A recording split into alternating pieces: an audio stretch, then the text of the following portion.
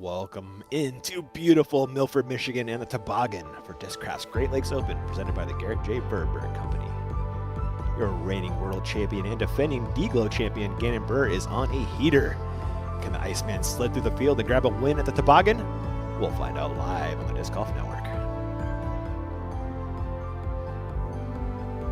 And we are taking a look at our current conditions. It is a beautiful day in Michigan. That's about the high we're in for, mid-60s. Looks like the rain will stay away.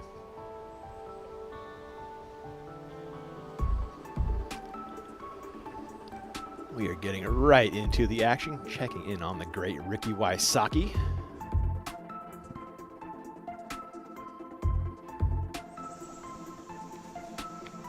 '15's fairway. Third throw to set up a birdie putt. Well done. And Rick well in the circle for this birdie. Moves to 8.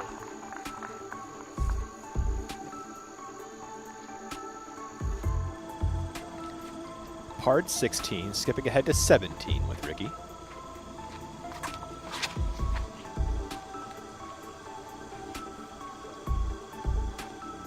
Rick making sure to head it out right. There's that OB left right there by the spotter. And taking a look at your Innova hot rounds. Wysocki at the top of that list.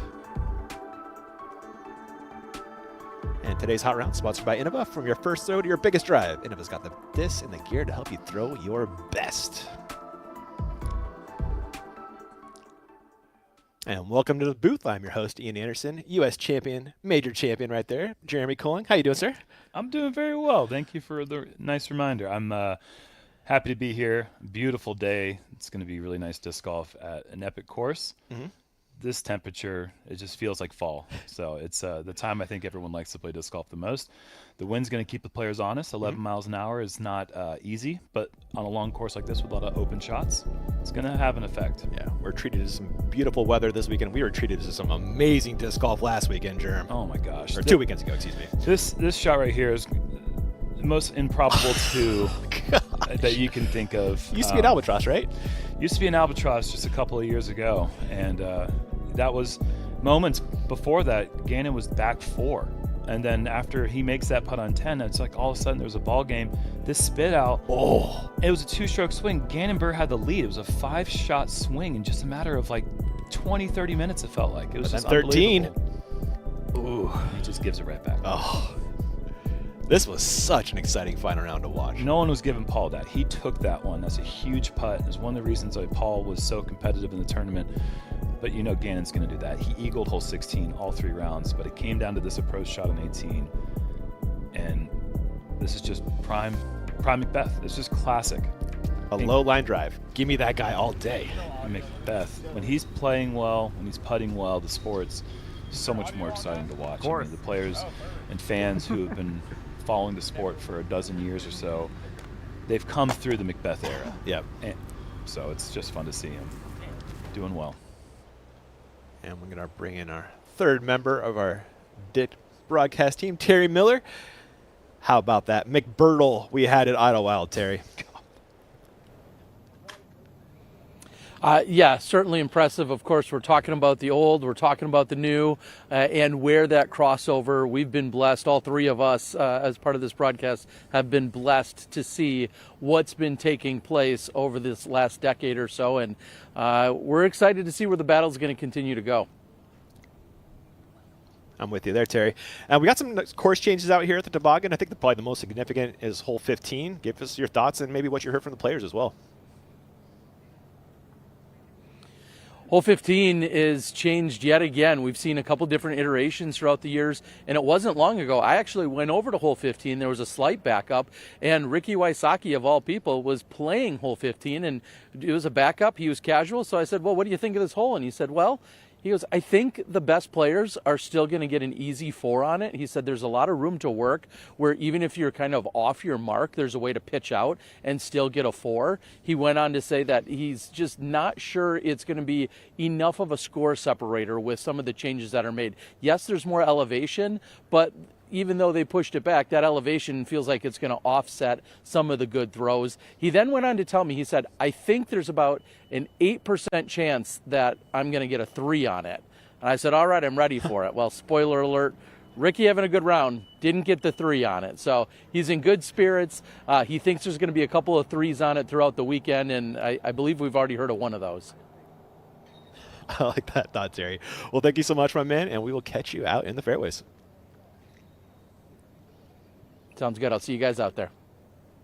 And one of your Michigan monsters in the field, Luke Taylor. You'll see him on the other side of the break.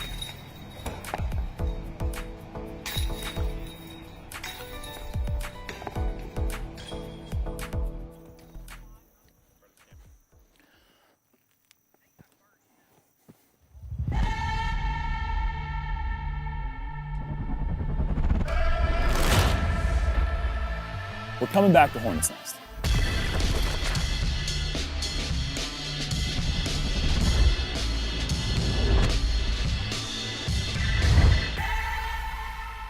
This is the site of the Pro Tour Championship several years in a row.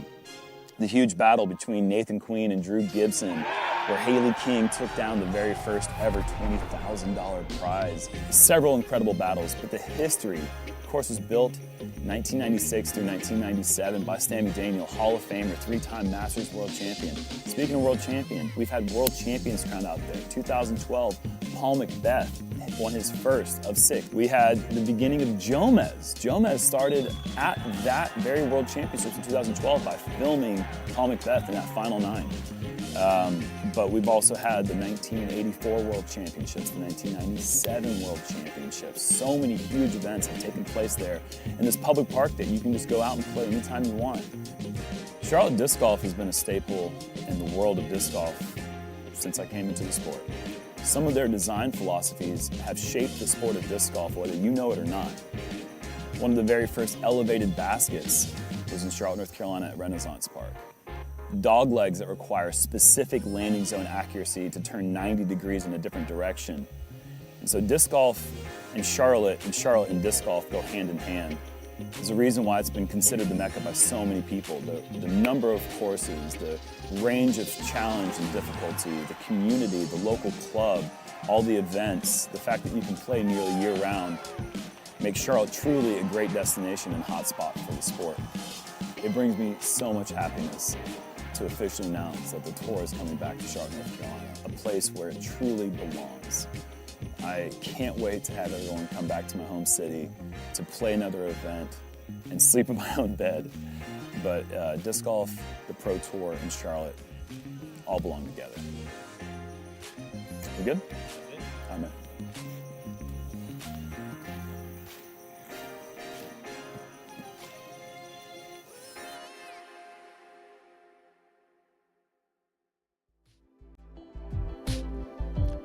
Welcome back to the Disc Golf Network's coverage of the Discraft Great Lakes Open. But coming up next year, Jerem, look at all these awesome tournaments. We've got the Big Easy Open. We're headed to your home city.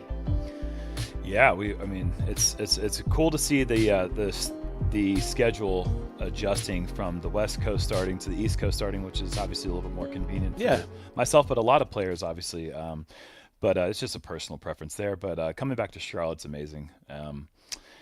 Having the disc golf championship in Charlotte the week after the USCGC was kind of difficult for a lot of the volunteers that were. Oh, yeah. And then the spectators, it's like, okay, I want to go to the USCGC. Do I want to go to the Pro Tour Championship and the USCGC and monopolize 2 weekends? It becomes tough. Yeah. You separate them by 6-7 months, then all of a sudden the excitement grows once again. And so the Charlotte crowd will be out in full force. I think the tickets, I think I read somewhere that the tickets are already sold out. I don't know if that's true or not, but Charlotte is a disc golf mecca. We're a disc golf mecca, man. Yeah, 100%. And so it's going to be exciting to have this tournament coming back here, and we're hoping that it can come back for many, many years. Yeah. Another disc golf mecca, Michigan. No kidding. Marwie, Taylor, Klein. Yeah, there's a lot of top-notch players from the state of Michigan. It looks like we are headed to the ground for your second feature card. Auto drafting for the first tour is not good. Those first 4 picks can make or break our entire season. You'll get 4 wide receivers. Oh, all right. And this is one of our featured cards.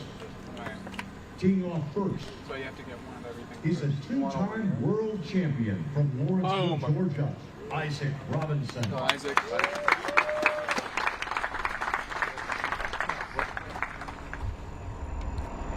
I will not forget Isaac Robinson parking hole 12 with a backhand multiple rounds in a row last year.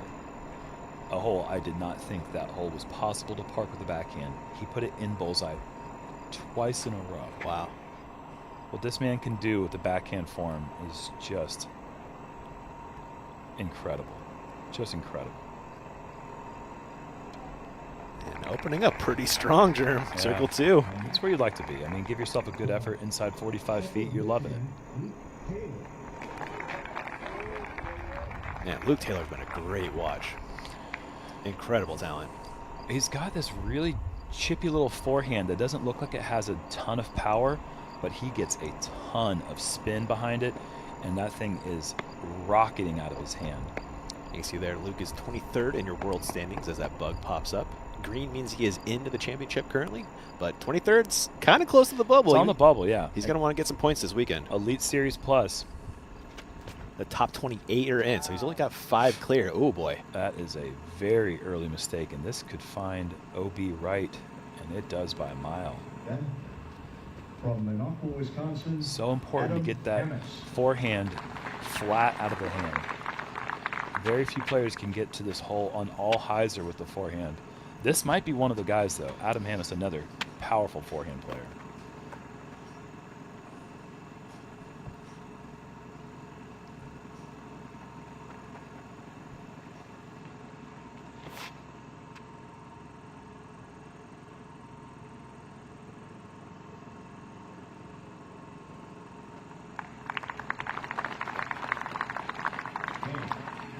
From Alpena, Michigan, Andrew Marley.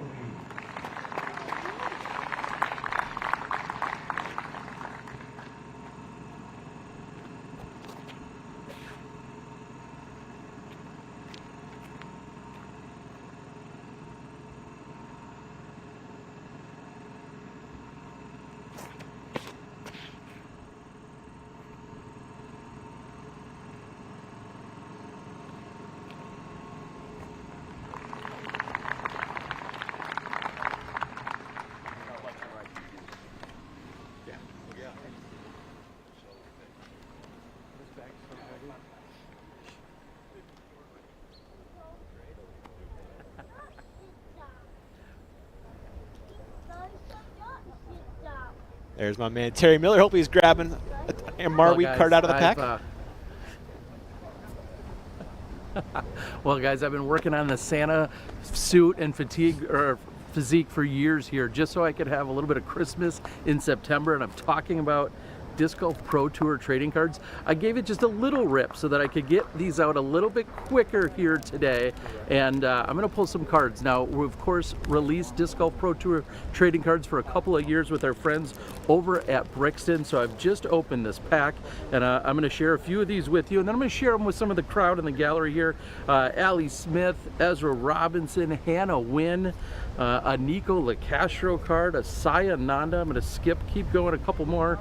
Oh, it looks like we've got a Bradley Williams, a little bit of a fancier one right there. Emma Arp, Haley King, and then rounding out our pack, she just celebrated a birthday a couple days ago, Evelina Salonen. So we've got the cards. I want you guys to go out, get some cards for yourself, and then make sure you're bringing them to a Disc Golf Pro Tour stop so that you can have your favorite pro signing them. I mentioned the F word, free, and these guys were jumping in. So now I've got cards that I can hand out. Go get yours on the Disc Golf Pro Tour website. For now, guys, I've got some Disc Golf cards, so tell me who your favorite players are. And Ezra, all right? What do you got? Evelina, there you go. I heard somebody grab that Ezra card quick. That's smart. That's smart. That's investing.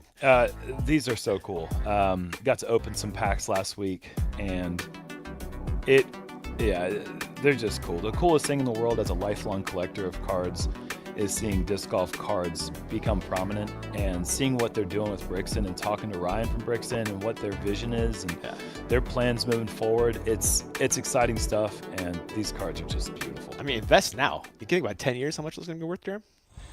Right? Investment, sure. Yeah.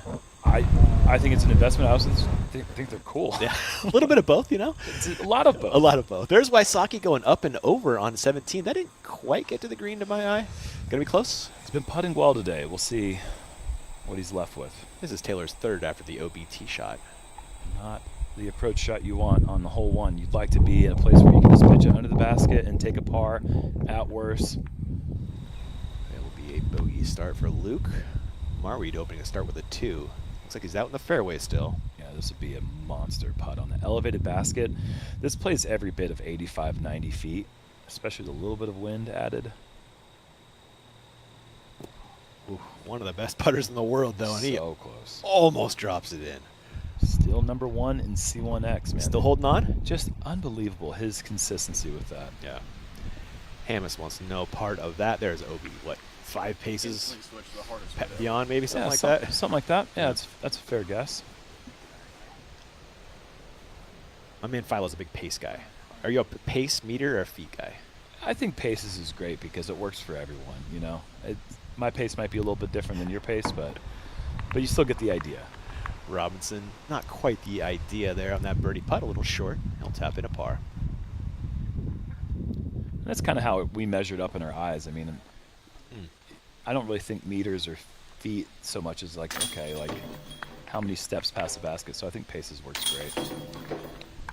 Everyone dropping in, a little anticlimactic on one. It's a tough hole to get, man. Sure is. You add the wind in, it gets very tricky. Wysocki throwing 3 on 17. He is short and right of the green. And this Michigan rough, Germ. The Russian olive out here. I remember one year they had to do some park renovations to clear it out because it is just nasty. Absolutely nasty. This rough kind of sets the standard, doesn't it? It totally does, yeah. I mean, on a course that's pretty open, the rough gets real nasty real quick. Wysocki for par and to keep it at 8. No, he will slide back to 7. Your leader doing the field a favor, giving a share to Sullivan Tipton, who is just continuing the awesome play. He's a bright young star in our sport, and he was so close to not even being on tour this season. No way. Yeah, he was going to take the year off, and then Gannon got his vehicle, and he just convinced Sully to go on the road with him, and so they traveled together. But Sully was going to look to do other things. Wow. And he was just this player that had all this potential, and you know, the fan of disc golf in me was just like, Sully, please play. So we have Gannon to thank for Sully being on tour this year? Definitely. Wow. Robinson, T of 2. So all those players who were just on the outside bubble of last cash have Gannon to thank for bringing Sully back on tour. Seriously, huh? This is overturned by Robinson. That is a bad place to be on this hole.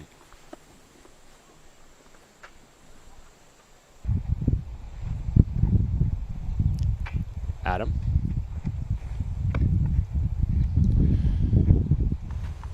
These guys are all coming off the, as you called it, anticlimactic hole 1. There's been only 4 birdies on the day. Really? On hole 1. So incredibly challenging starting hole. Is that counting Paige Pierce? That is not counting the FPO division. That's not a great swing from Adam either. Another overturn. Not good. Marweed. You ever tried his one finger flick, Germ? Absolutely not. I would never. It feels icky to try. And then when I see what him and Gavin Babcock can do with their one finger forehand, a shout out to Dan Hastings in North Carolina, another player who I know who has a great forehand, just going to the single digit. I don't understand the stability and the power behind it, but they get it done in incredible ways. Taylor will look for a quick bounce back after the bogey on 1.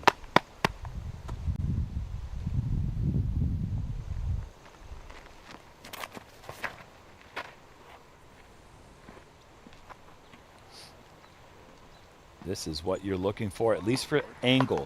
You want to be in this left side as we're going to the new pin placement on hole 1. And down there is our man Taylor Miller with Luke Taylor. All you, Terry.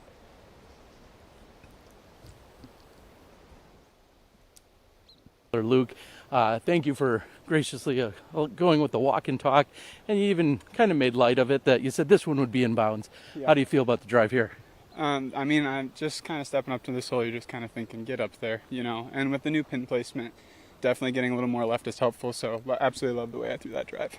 And now playing in the home state, we got a little wind this afternoon, but playing in the home state, what is it like being here? Little extra love, little extra gallery. I mean, I love it. I love the energy. I love the way that my game feels, and I'm just excited to have the opportunity to play this event again. All right, dare I ask, is there a number you're shooting for on a day like today? After the first hole, nope. Just got to reset and try to get as many as we can. A lot of golf to play. All right, best of luck to you, Luke. Have fun out there. Thank you, Terry. All right, back to you guys. Appreciate the time from Luke and Wysocki, 18.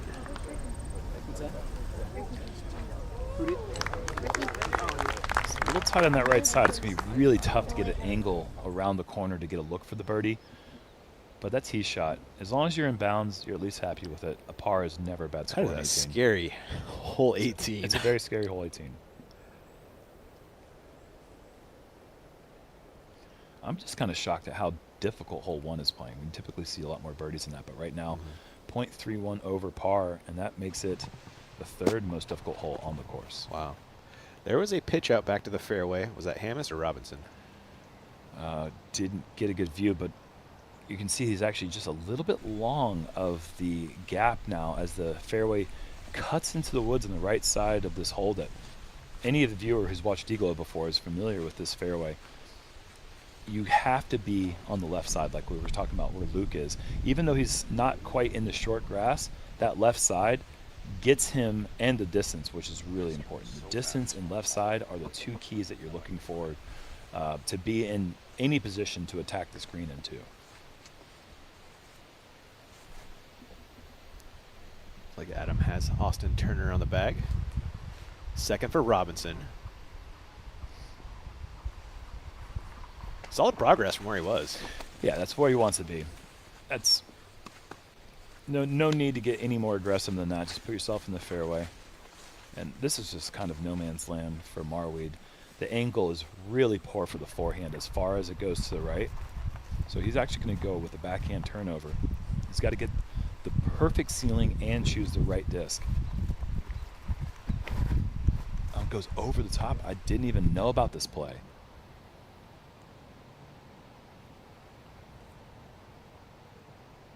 Thoughts? It looked like it was heading towards the pin, but I think the last moments it caught a tree that was in line with the pin. But I think that was a really brilliant effort and nearly got all the way home. Maybe he did. Couldn't quite see all the way through the rough.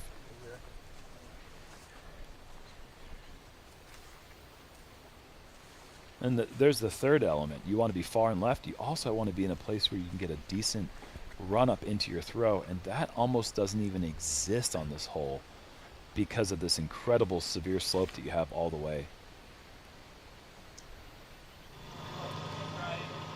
We saw Rick's drive on 18. He's lining up his 2nd.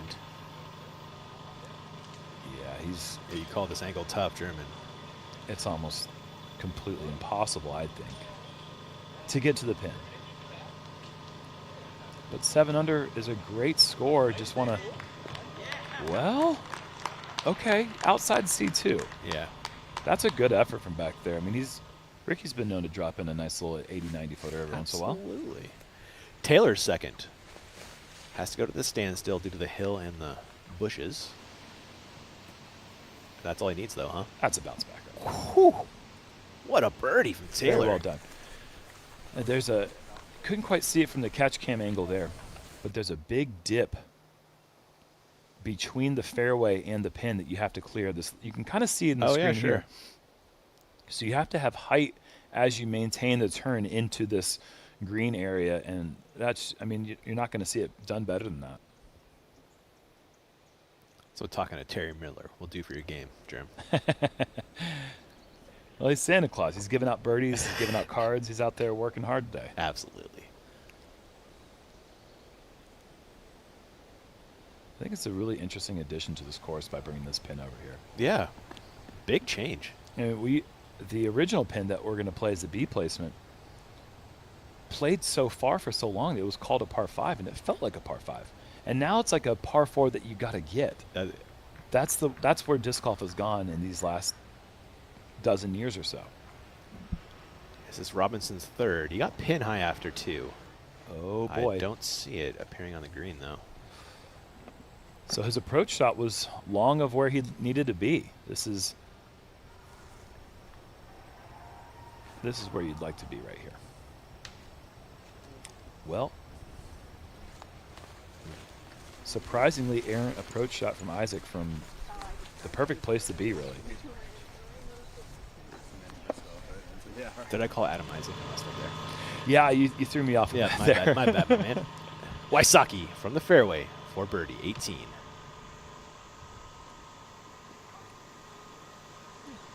Good effort.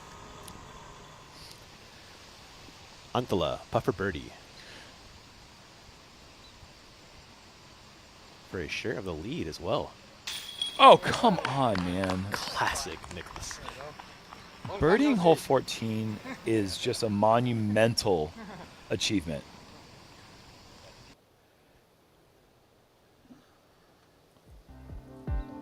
Anttila, a huge putt from the fairway. Grabs a share of the lead. Incredible.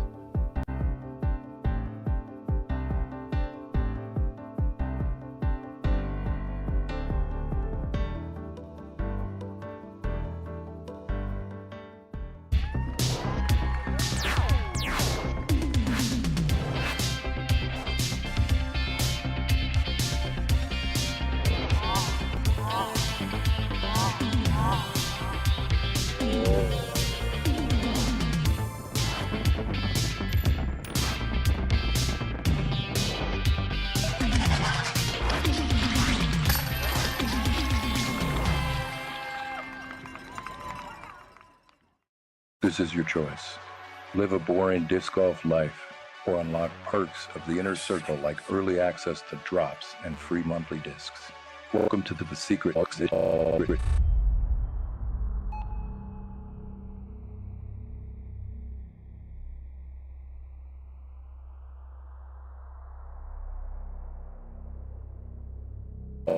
Disc Golf Society. Join the inner circle now. Almost. Kinda getting better. You'll get it. You'll get it.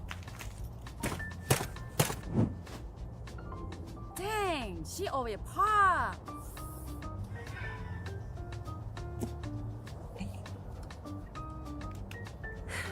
Why does he get the special spot? Because.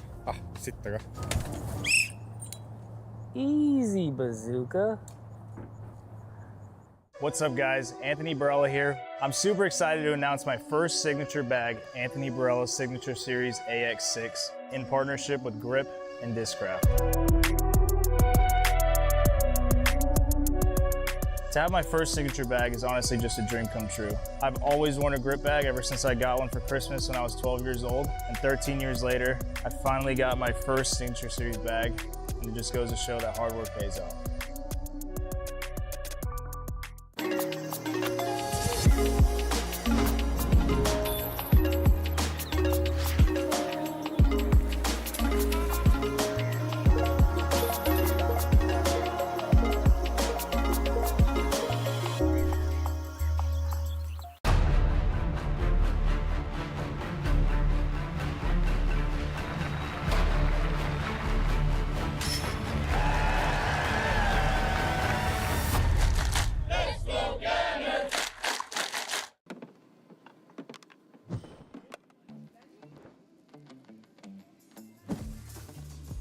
Calvin, looking good today. Calvin Heimburg. Excuse me, sorry. Hey, oh, sorry. Excuse me. Hello. Hey, thank you. A Nakwa. I'm looking for a Nakwa. Do you have one? Hey, Gerb, you can't cut in line. My apologies. You may have noticed I just cut you in line. I'm just looking for a Nakwa. A Nakwa? Here, use mine. Got it. Thanks.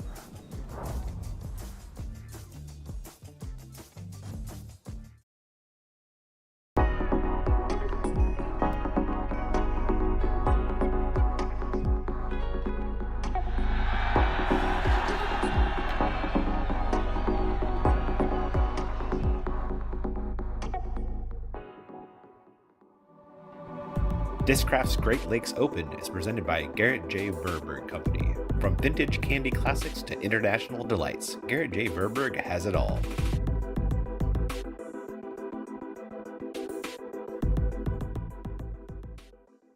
And welcome into the booth. We got some Gerrit J. Verburg candy in my here. favorite part of the show. What you gonna sample? I'm gonna go for these satellites because I've never tried these before. Okay. Knocking candy over left and right. So I think there's like candies inside of this. It's like candy within the It's Candyception. I've always been excited. That's candy. I'm a big fan of this gum, but it's like a tea berry. Tea berry's good, dude. It's Tea got like a berry little spice to it. Yeah, it's really nice, man. A flavor I hadn't had, but a big fan of. I didn't know that they made the little chiclets. I've known about these since I was like, did you see the 5 money? years old? Candy Cash. Can we get into this? Yeah, let's do it. All right, time to eat cash.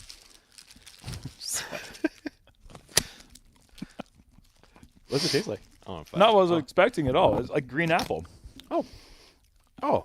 I can't believe I just ripped into this piece of paper, but it's actually candy. So you know what? Just kind of like a fruit roll-up, kind of adjacent. Who hasn't wanted to eat cash? And leading us off, he is your reigning and defending D-Glow champion. And he is your newly minted world champion from Urbandale, Iowa, Heimburg.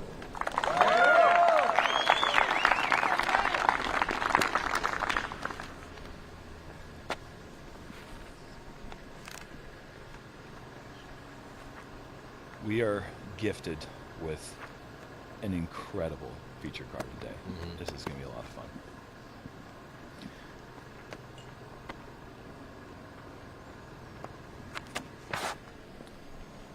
I like it a lot. It's going to come up somewhere in mid C1. No, it comes up short. I'm actually surprised. With his power, the way that came out of his hand, I am shocked that that's not 40 feet closer. Go back to Ledgestone. We had the same feature card for the entire tournament almost. Yeah, the first 2 rounds, and then we were an Anthony Brella birdie on the 18 from having it through the first 3 rounds. Yeah. That is a pretty rare sight. See if Anthony can get this a little bit higher or more driven, one of the two.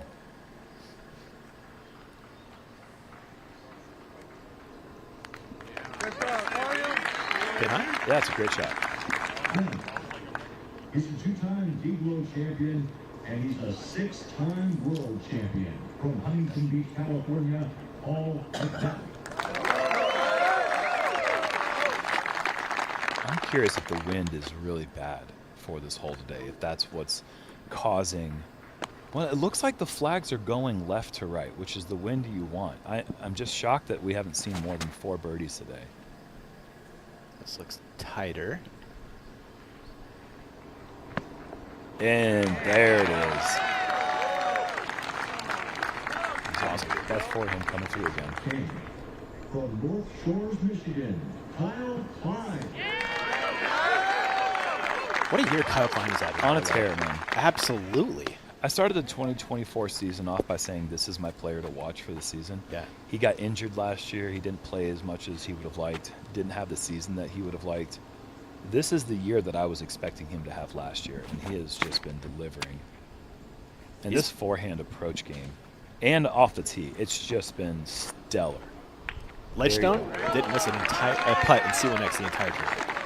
And think about the reason why he didn't win the Open at Austin. It was his C1X putting. Yeah, that's right. And Niklas Anttila just took advantage of those opportunities given to him. Another awesome Michigan player coming your way. From Klein to Marweed we go. T of 3. Marweed really leans heavily on this Hurricane and gets it to flip up and ride. The danger with the forehand on hole 3 is that late fade. He needed that thing to tip over to the left a little bit. It never got left. Taylor. This is great.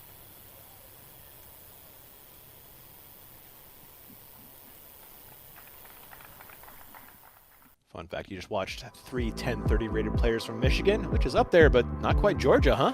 Well, Georgia has one set of brothers that just takes care of half of the state's 10-30 rated, but then, yeah, Joey Buckets and Alden Harris. Georgia's definitely leading the way right now in 10-30 players on tour. But they're all over the place, man. The game is just spread out so incredibly well distributed across the country, but Michigan definitely one of those states to watch out for, man. We got some really good talent up here. Man, there's like 50 million people in California, Jeremy. We've got 2 over 10-30. That's really, it's surprising to me, man. I'm shocked as you. On 15, the new tee pad, Anttila. Did you see the bleachers right under this tee pad, by the way? Under them? Just over this lip, there's bleachers you can see. Oh, no kidding. So if you sit there, discs are flying right over your head all day long. That's really cool. Would sound really cool. There's Burr trying to make a really cool putt. We'll turn it over par, though. I noticed that on my walk over there last night. I got soaked for the back half of it, but still got my walk in. It's a little rainy last night. It rained a lot yesterday. But the course is looking really good. I'm curious how the rain from yesterday is going to affect any of these players. All the grass, though, absorbs the water pretty nice. Barella for birdie.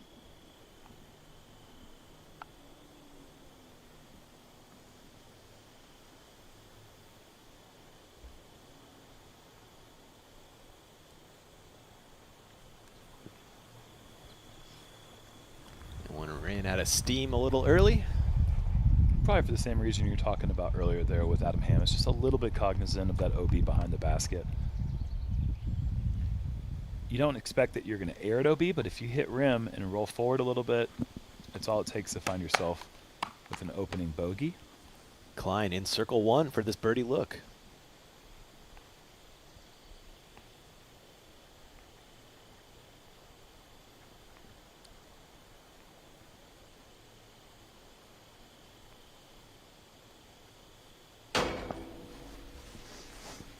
It's a nerve-wracking starting putt. It's an exhilarating putt to make, but it's a scary one to get challenged with. Elevated putt from 30 feet. McBeth has the same.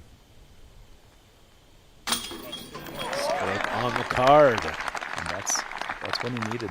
He needed all of them 2 weeks ago at Idlewild. Good start for McBeth. How many birdies were there before that one? He made the 5th birdie for the day. Okay. AB on the way back for par.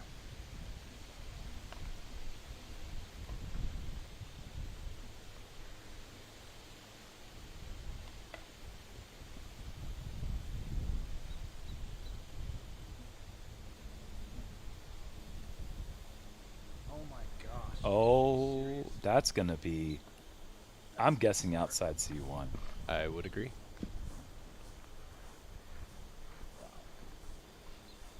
Pretty close to it. It's right on the edge. Oh my gosh, this isn't the putt you want for birdie. It's definitely not the putt you want for bogey.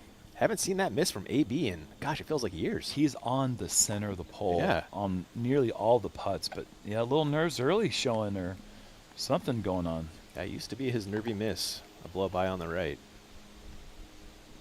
Expect this to go in, though. If he was nervous on the par putt.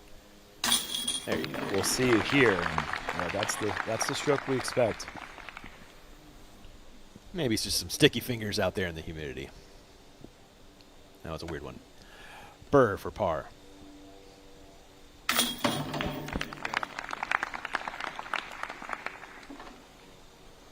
And Klein will drop in his. Let's go, Kyle. And we saw the drive from Anttila on 15 now, his second.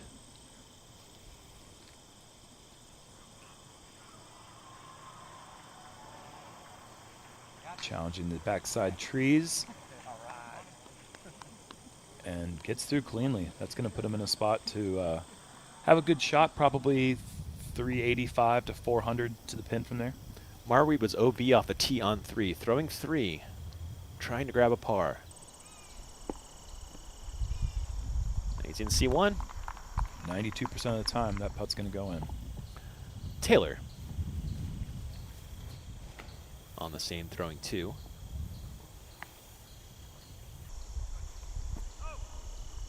Gorgeous. Great bounce back after the bogey on 1. The third now for Anttila, 15.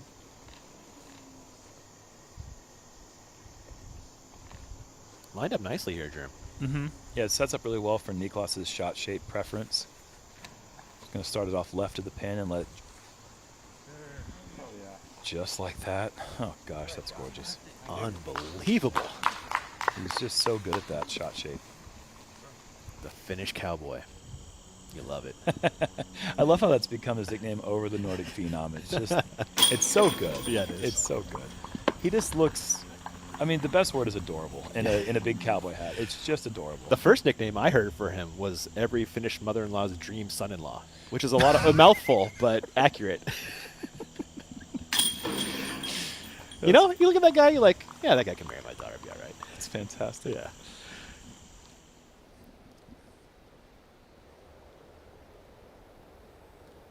Curious how the field is going to score on this alternate placement on hole 2 this week. McBeth up first.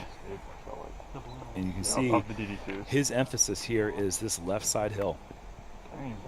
Gets good distance. Going to have a side hill, uphill run up. But one player that's able to manipulate their body while throwing approach shots better than anyone I've ever seen is Paul McBeth. The way he crouches down, like what he did on hole 18 at Idlewild. Absolutely. Burr.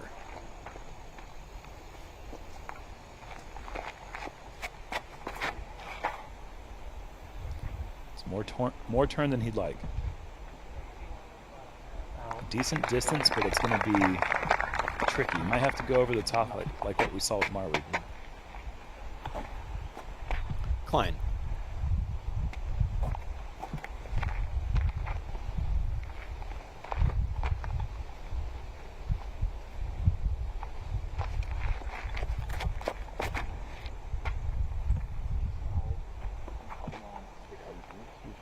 He's not going to like anything about that. Not the distance that he was looking for, and out of position as well. See how aggressive AB gets after the struggles on 1. I'd imagine very. Send it to the moon, Anthony.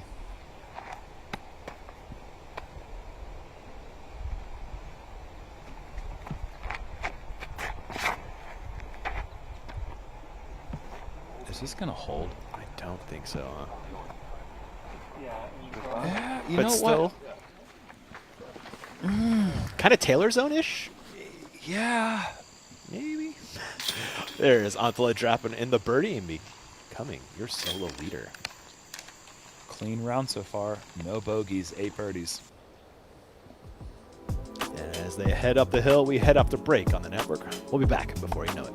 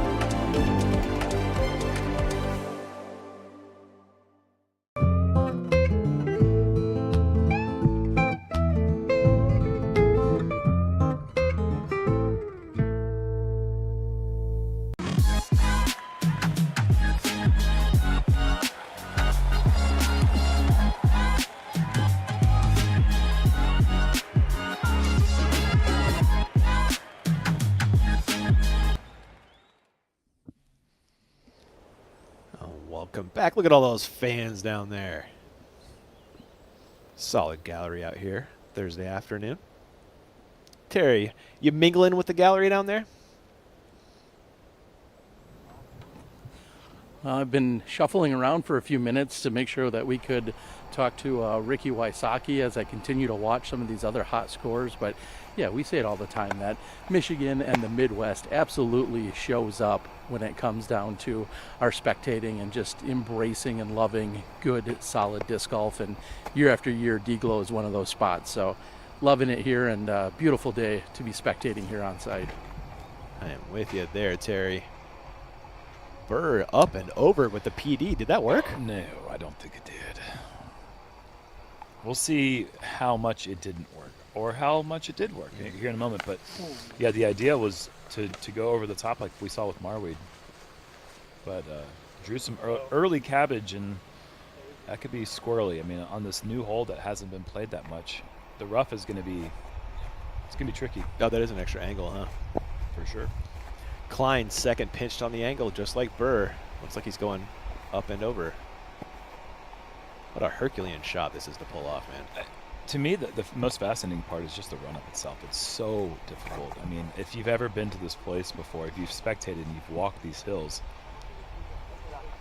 that's a great effort. I mean, 60 feet, maybe? You know, and they're applauding the 60-foot effort. That's how important position is on the TN2. But yeah, walking up these, this is, you know, this course is known for the elevation. You're going up and down. This is the hole where you really play the elevation. A lot of the holes you just kind of walk it after you've thrown down a hill or you're throwing up the hill. But like, this is the hole where your foot is going up 15 to 30 degrees. Anttila on 16, finding that guardian tree. That's going to be OB to the drop zone. Goes your leader. He's about to give one back. As he decides to get a little crazy from the DZ. McBeth throwing 2. Little fall away turnover, Germ. Cool. Made it look good. Somehow got a great shot off. He's going to be putting. Maybe that's subjective. I don't know. Did he make that look good? Did that look good to you? It looked okay. It looked real cool. Yeah, he didn't fall over, so I think that's... Barella slightly off the fairway left. Is he looking right at the bucket, though, Germ? No way. He is. Jeez, that is so far off the tee, then. I mean, it didn't look that great out of the hand, the early release. But that's how much more important that left side plus distance is. It doesn't really matter that you're in the woods. He's got to look at it.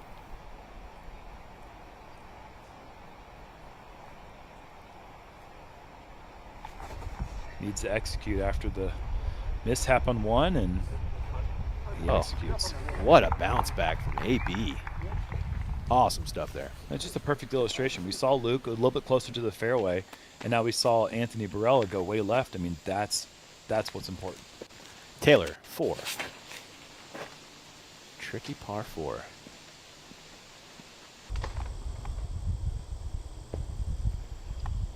Be a low ceiling approach up on the second.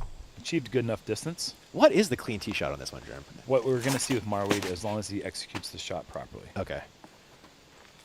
So this is the way that you avoid the most amount of trees that are going to stop you from getting to a place where you can throw a good, clean second shot. Anttila from the drop zone to save par.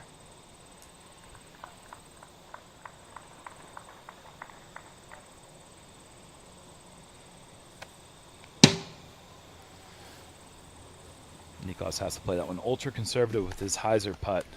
The hyzer putt brings that OB into play super quick. Can't afford to take a double bogey. Oh, we're right off the fairway and short of the pin.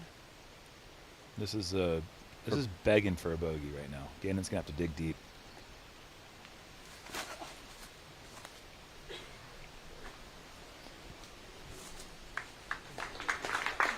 We'll see where that. So that's gonna be shopping for the par. Here's an interesting stat about Gannon Burr. #1 scrambler on tour this season, and the most birdies. So he needs to do it. He can do it. He can save the par, or he can get the birdie. But he's doing them both better than anyone else. Taylor doing that approach really well. Marweed to copy that result. Oh, that was a friendly little reaction there. Just barely knocked him down. Joona Heinan has a share of the lead. His second shot on 18. Pushed that drive super close to the OB line. That's a great drive. Gives him a great angle to approach the pin. And that's 40 feet away, 45 feet away for the birdie. Great opening round for Joona. Kyle Klein, long birdie look. Ooh. Not off by much was Kyle. Great second to even have a look. Looks like a par start for Kyle. Not uncommon. These starting 2 holes are very tricky. Heinan to finish with a birdie. And he does. He does it. Ooh, what a round.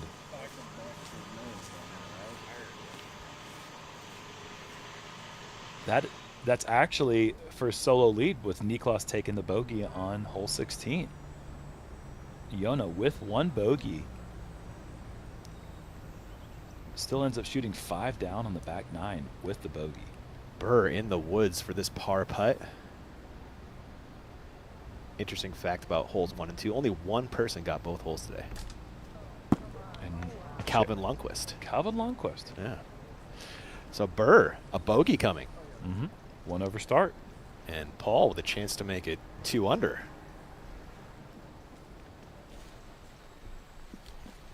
Possible 3 strokes.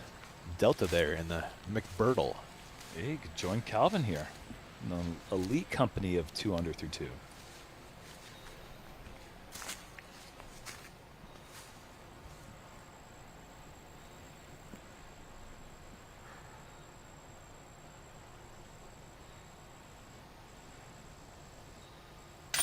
He does. What a putt. For so long, McBeth has been the king, the champion of awkward stance, and still finds a way to make it look like it was just another putt that he's practiced a million times before. Really, I think it shows his athleticism in that regard more than anything else. He's just able to manipulate the weight distribution in a really efficient way. Burr 1 over through 2. Marweed for birdie, green of 4.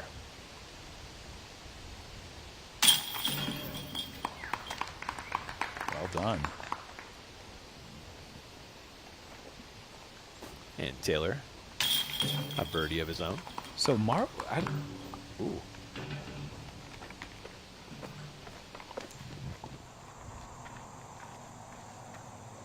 Anttila, 17. Needs us to continue holding right. Needs to continue holding or going far. Oh my gosh. That is an incredible drive. He can finally breathe. That was scary, but incredible. Wow. Taylor, 5. Love this hole, Germ. It's one of the best holes in disc golf. Can this stay flat long enough? Negative.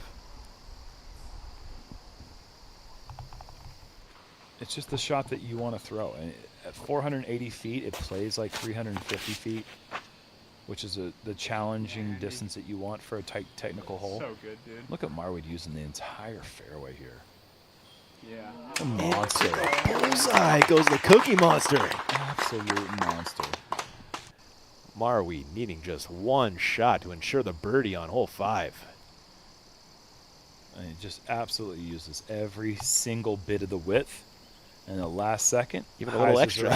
Yeah, even a little extra to 2 feet.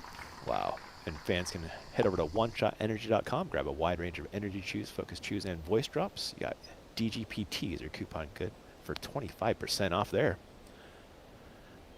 Looking at the T of 3, they're headed back down another toboggan slope, Germ.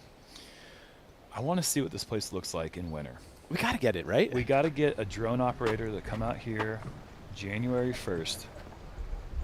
And we need to see what the sights and sounds are like when people are just ripping down these hills and their tubes and It's got to be amazing, man. The winter joy, man. Oh. I got to see the contrast between disc golf and the what else people use these slopes for. McBeth. There he is. OB left.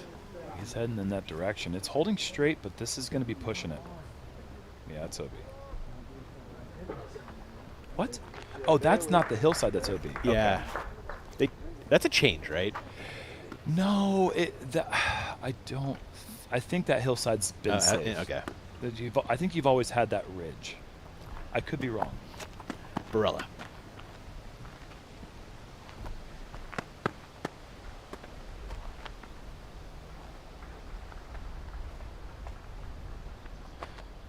Actually, I actually do think you're right now. I'm thinking more and more about it.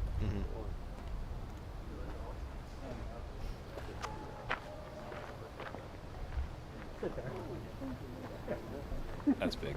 That is. There you can see the McBeth disc just behind AB's there, just a couple feet inbounds. Klein.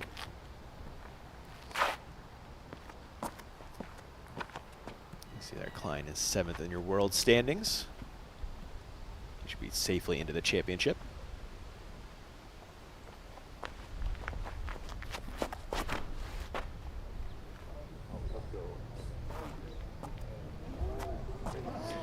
Getting good turn for Klein. This is going to be big distance here. This is pushing easily 600 feet. Probably in the 630 range.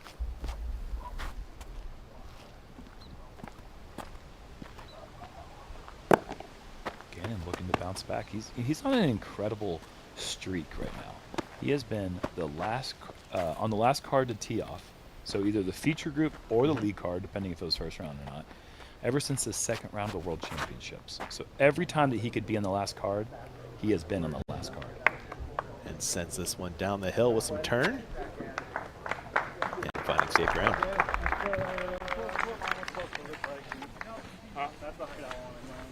Yeah, you definitely was higher than you wanted. And we are going to take a look at your birdie zone here on one of the signature holes at the toboggan, hole 3. Is that generous enough? They got the shape right, Jim?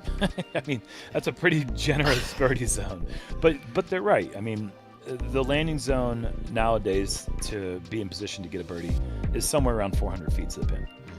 So if you can find yourself around that 500 mark off the tee, which really doesn't require much. I mean, a lot of players are getting 500 with a mid-range off the tee just because it's such a significant elevation loss. But yeah, you just got to stay in bounds and, you know, get to the bottom of the hill. From there, it's a pretty easy up and down. There's nothing in the way besides one hillside as you climb the hill back up towards the green. Now it's brought to you by Boder Brothers. You know, Jerem at Idlewild, I heard Brian mention that the world is going digital and advertising a board game is only talking to Luddites. The world has passed board games by, Jerem. Do you know that? No. I was kind of scared to do that read with you in the booth. What? What just happened? That's just Steve Dodge trolling everybody out there. Okay. Go buy some Birdie Pro, folks. Yeah. Play board games. Interact with people one-on-one. I have so much fun every time I play Birdie Pro, man. It's fantastic. All right. I've only lost to world champions when I play Birdie Pro, though. So. Say it again? I've only lost to world champions. Nate Val. Oh, no. Taylor. Leaves one on the ground you'd expect to drop. Let's go back to Niklas. After that drive on 17, throwing 2 up the hill. You can see the pin there perched.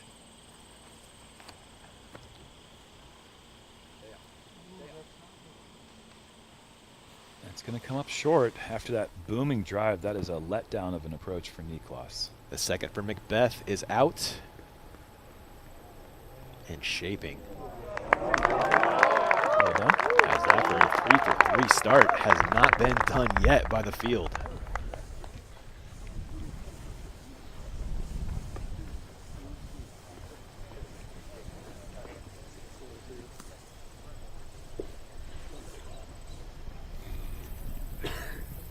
Barella.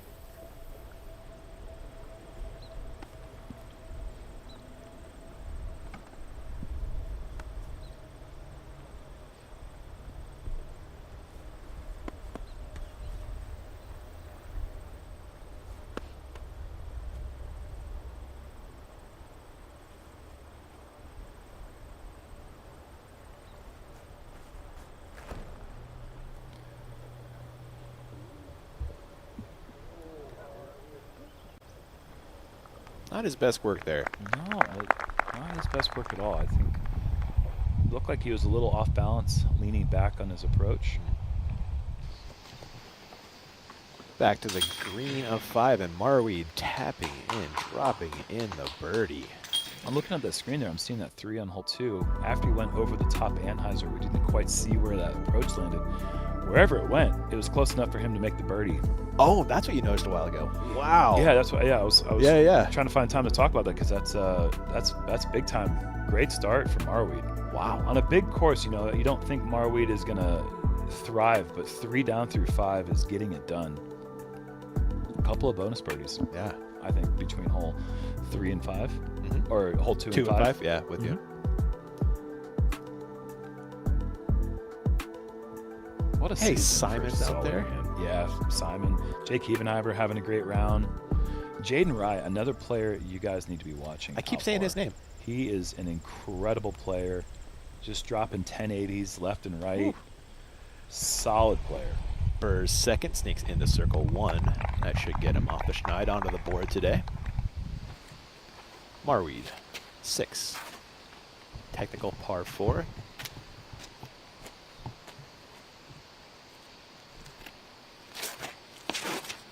A little tiny flip up to get it into the perfect position with the forehand. Yeah, that's fine. That's a good shot. Notice how tight he was to that inside right tree with hyzer angle. Back to 3 for Klein's second. So much distance off the tee. It is a luxury to be that far off the tee and to be able to see the pin. I think his drive was closer to 650, if not more. Wow. Whatever. And taking advantage like good players do. Drop in birdie coming there for Kyle. Let's glide. So I can hit that hard. Let's take a look at Kyle's season here. I mean, we talked about this from the beginning of the show. Incredible. I mean, anytime you get a top 10 finish, it's an accomplishment on Disc Golf Pro Tour. 7 of them on the board right here. 13th at PCS is a great finish as well. And now he's in his home state playing in the playoff, or the last event before the playoffs. Look at that yearly progression, though, Jeremy. You see that? Mm-hmm. Moving up. Moving up and moving in the right direction every year. Continuing that trend. Barella, way out in circle 2 for this birdie look. Great effort.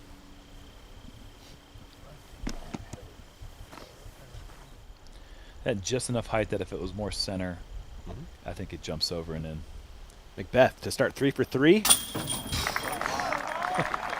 Okay. And Burr to match that birdie and stay 3 behind Paul.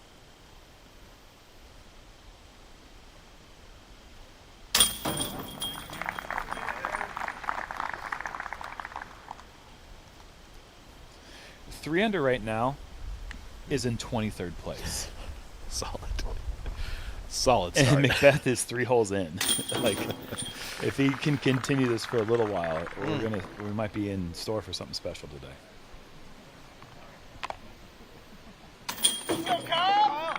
Klein drops in the birdie. What a second that was after, like you called it, a huge drive too.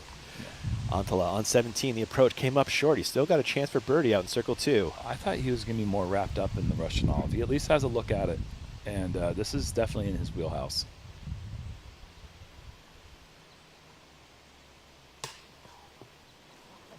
All the want you need, but now worried about the roll. Oh boy. Uh-oh. He watched that for a minute. Yeah, he watched that for a while, and then he made a funny sound. You don't want to. That's a bad combo. Not the combo you're looking for. Marweed's second on 6. Look at the full body turn on the forehand follow through. This guy is off to the races. Marweed's awesome, man. He's clutch too. Anttila for par. I think we actually filmed his first A-tier win on Central Coast Disc Golf a couple years back, and had like a 40-45 death put to lock it up. Clutched up. Hearted. Yep. Needs to come up clutch here. Of Nice. course. Well done. Leaning out to your left side and having to go across your body, incredible putt. Headed off the break on the other side. We'll catch you on the tee pad of 4.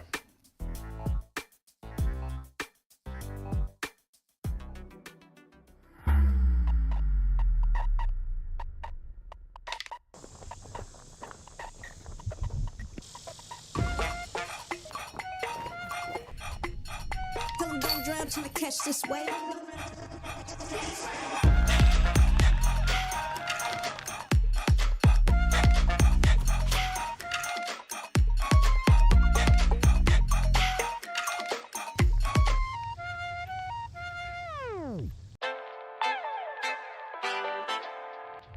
What's going on, guys? Hold My Bag just launched the greatest disc golf fantasy game in the universe. Hold My Bag just dropped the best fantasy disc golf game the planet has ever seen. I want to tell you guys about the newest disc golf fantasy game on the market. One of my favorite parts is the Hold My Bag.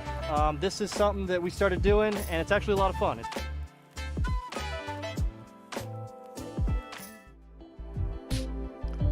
Back to the Discraft Great Lakes Open. We're going to take a look at your NXT bets line for today. 9.5. He's already in, what, the 20th after 3 holes? 23rd place right now. Yeah. That's looking real good if you smash that better before it started today. I mean, coming off his Idlewild win, how are you not smashing that better? Right? Oh, man. Yeah, well, we said the same thing after Champions Cup first round. He was 14 under. And yeah, it didn't age well. Hopefully this round continues to age well. Well, he was in a different place. Right now, McBeth, when he's putting well, as he has been lately, you bet on Paul. Yeah. That's just the way it is. Whether it's you're actually putting a bet on Paul or you're just, with your friends, giving fist bumps saying, I got Paul this week.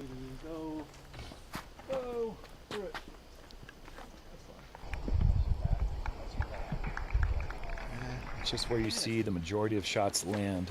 They're just going to end up somewhere in those trees. And then you get down on a knee and you scramble from there with the low ceiling approach.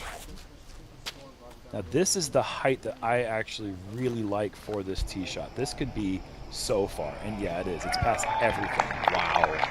That's what I was looking for Marweed to do. Yeah. Dang.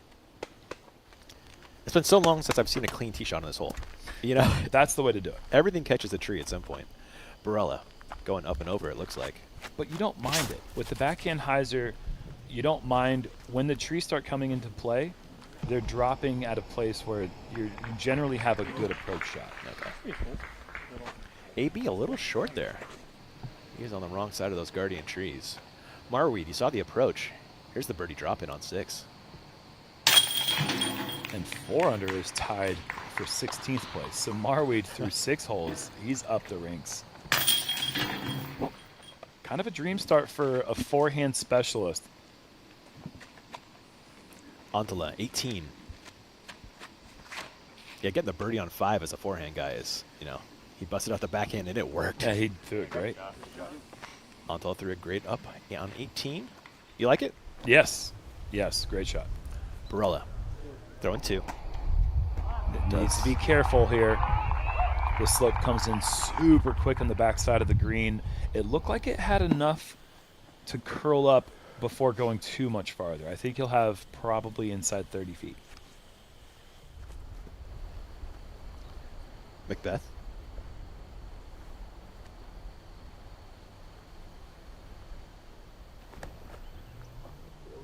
You can hear him get over that log. And just outside the bullseye. 4 for 4. On deck for Paul.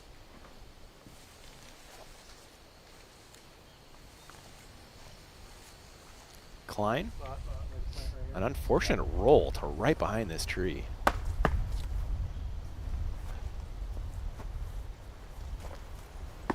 This is one of the things I think you kind of factor in going into hole 4. It's one of the easier holes for scoring average, but oftentimes a good drive ends up being in a position where you have to scramble for your birdie. Oh. That is early released and going to get punished. That's awful, dude. Not up to par with what we've seen with Kyle Klein lately with this forehand approach game. It has just been spot on.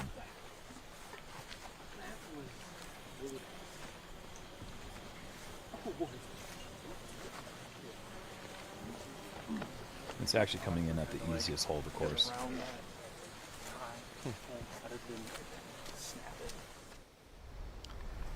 Burr breaking the hole with this drive. And he's going jump putt approach, man. This is just Idlewild all over again.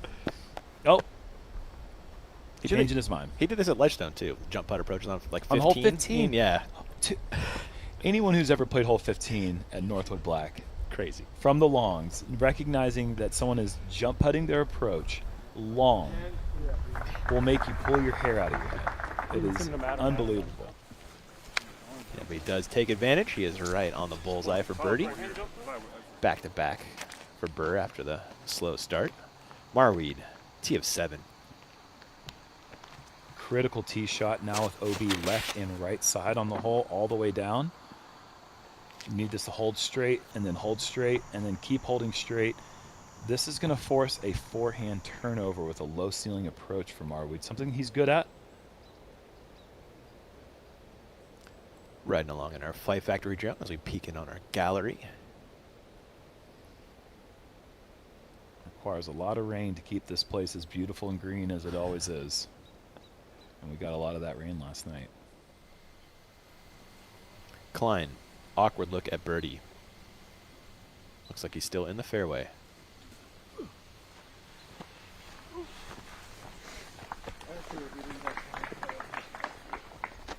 Should be good enough for par.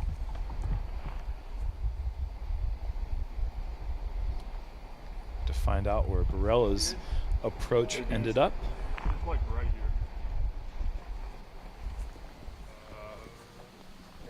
He was in a tough spot where he had to bring the heat because he had a low ceiling farther back.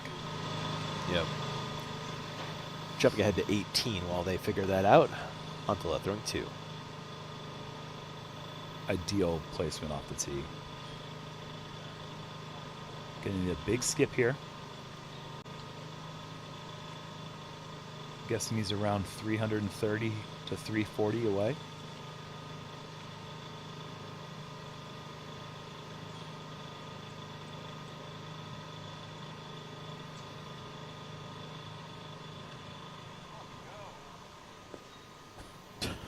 And now he's in the bullseye. And he's going to be tied with his fellow countryman, Joona Heinan at 8 under. Incredible opening round for the entire finish. Oh. Barella chains out on the birdie bid on 4.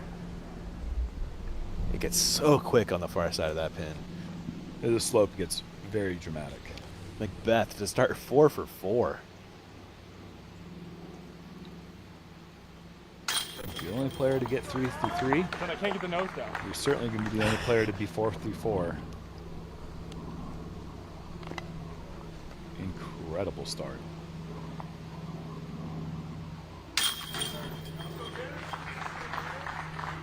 McBeth came dressed for the field's funeral, Trim. All black. Out here in the Johnny Cash outfit. It's a par for Klein. That was preceded by a Barella par as well. Marweed, second shot on 7. It is a toughie with OB left, right, and long.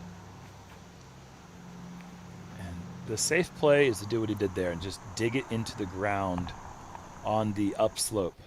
I'd like it to have a little touch more height there, a little flatter out of the hand, but otherwise it's safe and he's putting. That's a good thing for him. 3 fins in your top 10. That's what we're talking about, man. Finland coming out in droves here in round 1. Kevin Jones having a nice day. That'd be a good pick for your hold my bag. Looking at hole 5, got a Zenny fly through coming your way, Trim. Oh man, I'll never forget the first time we came to the course after they brought in these new holes 5 and 6, and this hole had the red carpet effect with the red mulch going down, and it just immediately jumped into one of our favorite holes. It's just an incredibly challenging tee shot at the elevation going down the hill.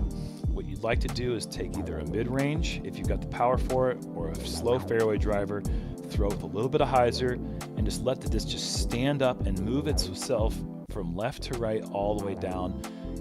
You can do what Marweed did, which is a little bit more of a force over, but you're trying to get a little steady left to right bend that finishes right back towards the basket. You have to avoid going long. You can see that OB comes into play once you get about, I want to say 35, 40 feet past the basket. But at that range, you're talking about 500 feet at that point. So Most players aren't worried about that. McBeth.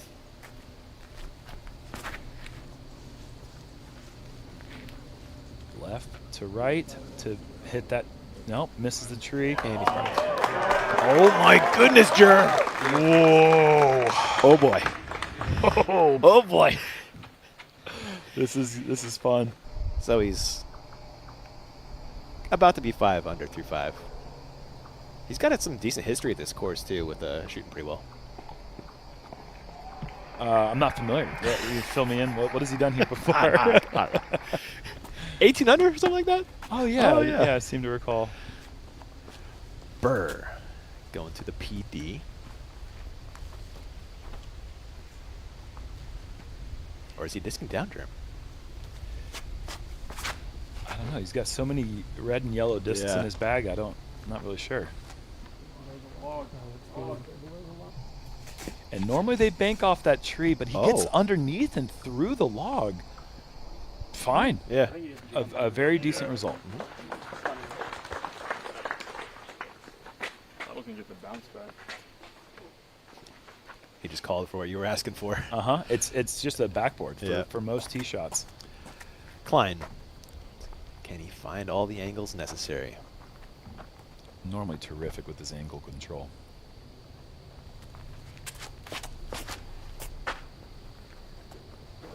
Get over the grass. A little overturn this time.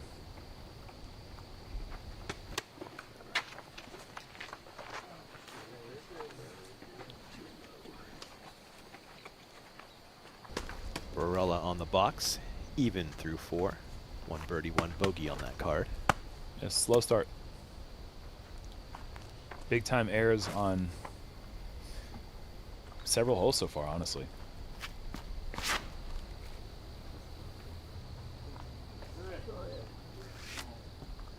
Stable's just a little early. Was that Luna? I thought he does have an overstable mid that's also yellow, but I wouldn't put it past him, huh? Yeah. I feel like that hooked up a little more than a Luna would. Yeah.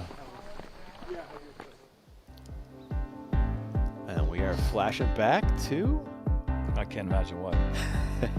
Yeah, I wanted to talk about it here when we were on back on 3, just because this was so fun. Just skipping up and almost cashing it. This huge putt on a hole that doesn't exist anymore. Hole 5 was a technical par 3. It was a really weird one. This to me stood out as the most impressive birdie of the round, though. The birdie on 12. Because that hole, you just didn't see anyone birdie that hole. And to keep the streak going. On 17. And then here's the moment. I mean, 55 feet. Come on. He's that guy, though. He's the guy. He is that guy. He will raise to the occasion, you know? He never shies away. If there's an eagle putt, he's going to make it. It's been, thank goodness for Paul McBeth. For me and my commentator career, just to have someone to root for and to watch him and his brilliance in the sport and to be inspired and to inspire others. And it's been really fun calling his play for the better part of 10 years now. Barella in the woods for his second on 5. He's short and left of the target.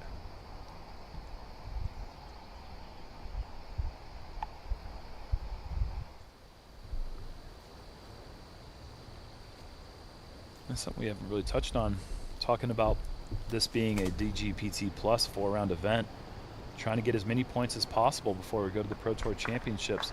Now, Anthony Barella is sitting in second place. Can he catch Anthony? I mean, can he catch Gannon? Probably not. But holding on to that second place is huge. I mean, last year, the Pro Tour Championships were decided by the difference in points between Gannon and Ricky going into the event. They shot the same number of strokes in Charlotte. Right. But Gannon had 1 shot advantage, and that was the difference. That's why he beat Ricky in the end. Wow. So these points are huge. Every hole plays a factor in your final outcome. So every hole has a piece to say about the season. You can't think of it while you're out there playing, but I mean, you can always look back. If you didn't win the tournament, you can always look back and say, if I had just done this on that hole. So every hole is vital. Anttila to once again become a leader. This time co-leader with his countrymate, Heinan. Incredible round. Both players, 9 birdies, 1 bogey for the day.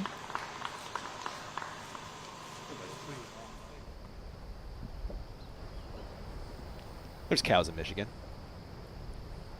Finish, Cowboy. Oh, gosh. Gannonburr for That birdie. was- Sorry, it's a stretch. I had no idea where you're going with that one, man. I love it.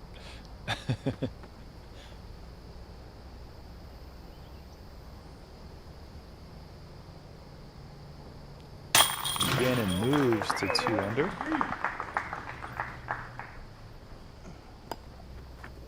No. The move. Oh, sorry. That's okay. Sorry. That's Sorry. I was just milking that one. Appreciate it. Left you hanging. Barella for par.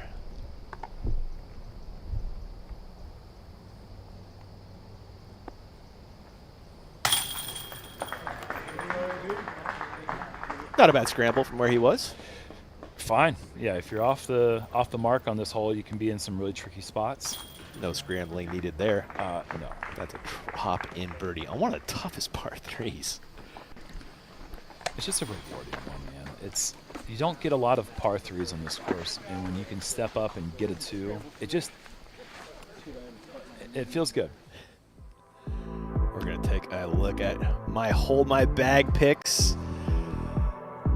Looking pretty good at the Paul McBeth area. You know, my Raven and Yakub didn't have great days. And Rick's in third, though. Your picks look incredible right now. I'm going to say your picks look great. Paul McBeth being in Tier 2 feels criminal. I could not believe that when I saw it, honestly. But it makes sense based on his finishes so far this year. But I actually let you pick Tier 1 first, so I could pick Paul in Tier 2. So just for the record, I cannot make picks because I'm a touring player. Yeah, you have players to watch. I just have players to watch. Yeah. And I like my players to watch. Here they are. Here they are. Yeah, so real good. Oh, you got Miranda, huh? I'm feeling pretty good about my players to watch. Stealing my hometown man, Andrew Miranda. I want people to know I didn't steal him. I'm just looking after him. But because I'm looking after him, you couldn't look after him. Man. And I picked him partly because I really like his chances on this course, but also partly because I think it'd be funny for me to have him and for you to not have him. Taylor, nothing funny about that putt. Nicely done. I thought it was going to be a friendly weekend in the booth, Germ. You set the tone with that one. I can't apparently say that it's not a little bit competitive for me. Marweed, no. Just short. Didn't realize he actually got that close. A surprising miss for him from 23 feet. Mm-hmm. McBeth, 6. Perfect through 5. Oh, that's so bad. He says it's so bad. And he's right. Yeah. That initial aggressive angle, I thought that he might be trying to lay down the common roller, but he was actually just going backhand flex play. Burr. This play is essentially cheated this hole, in my opinion. Yeah. Look, it's just going down the bottom of the hill, and it's not that it's an easy throw and you're guaranteed those results. That was an incredible angle control, the right amount of power put behind it. But the roller suits the angle of this fairway absolutely perfect for a righty backhand player. Klein. Klein also has a great roller game and gets his down. Oh my gosh, that thing was cooking. In the end, the spot is actually a really fine spot. But that was absolutely cooking. Barella.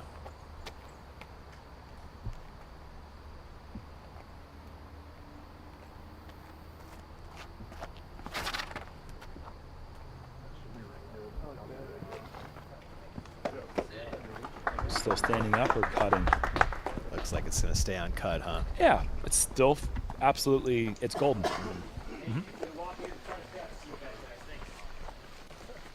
Curious what McBeth has to deal with. He actually got past the initial things that were actually in the way. Yeah. Managed to go forward quite a bit before he kicked hard left. I think it's still going to be a layup for him. Taylor on 8, a little wide. What a kick. Ooh. Tough second coming up, though. No, he's not going to be able to get to the pin, I can't imagine. But that was, I think, drifting towards out of bounds and gets the immediate correction kick. Marweed is also wide. And this probably going to get held out OB. Yeah. So first trouble looming for Marweed. We've got Calvin Heimburg on 15. A great spot to catch up with Calvin Heimburg, huh? It's a fun drive to throw.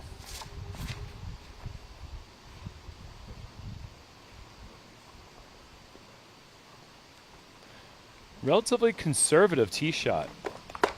So instead of going the distance driver, it looks like he's going fairway just to put himself in position to take the easy 4. Marweed's third after the OB tee shot.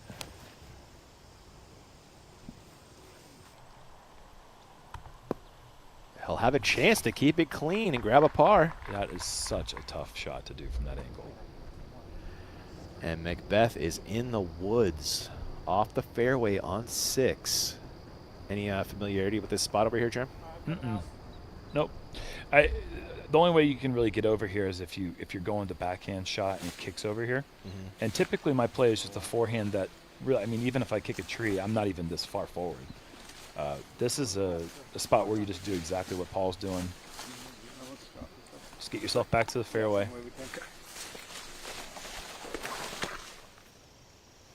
Taylor's second. Fairway of 8. This is a tricky up and down. Has to go super high, super flippy.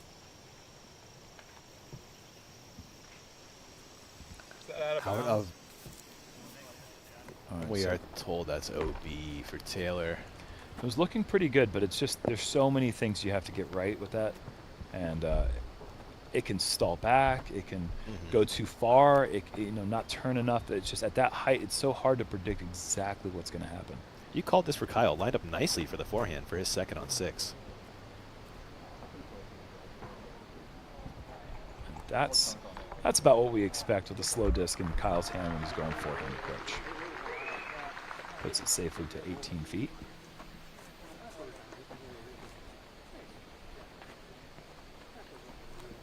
Jeremy, your money's almost gone. You've been munching it during breaks?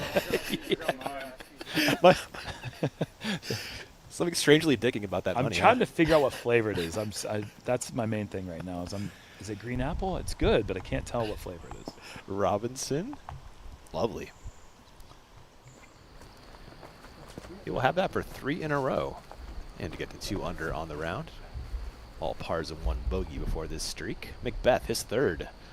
Par, not a guarantee. Yeah, he's got the low stuff to worry about, and then also after that, he's got to hit a tight gap. Very tricky approach.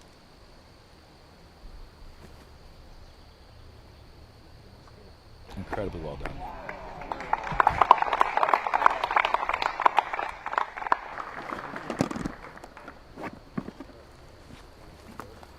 So we're still looking for yours, AB?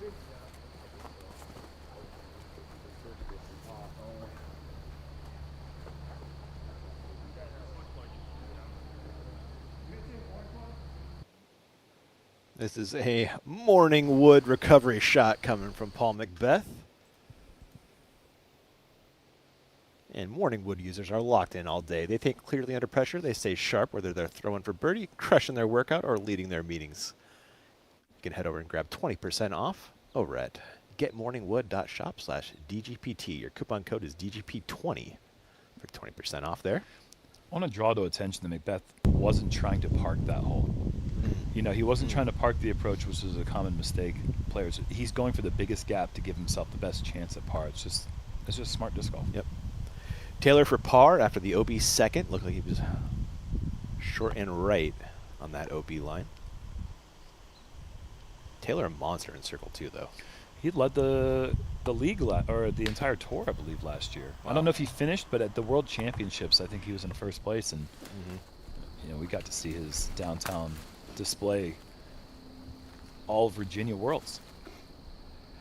Second shot for AB, slightly left off the normal fairway, but should be workable.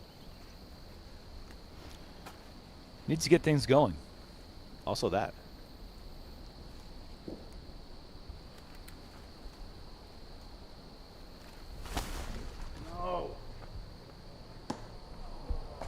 And And Barella knew it was going to hit that tree before we did.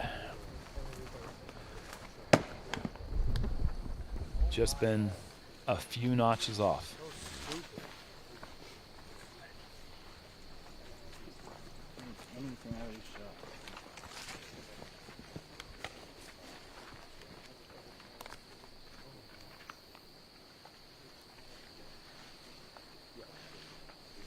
Looks like Burr got to the bottom with his roller there, Germ. I'm even up the other side?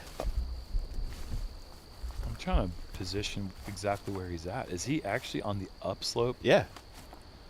But yeah, that makes things shorter.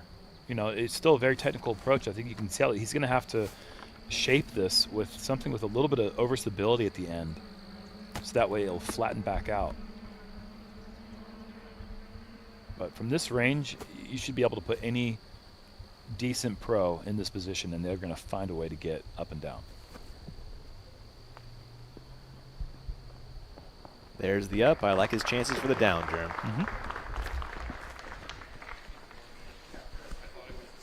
So for the first time today, Burr will grab a stroke on McBeth.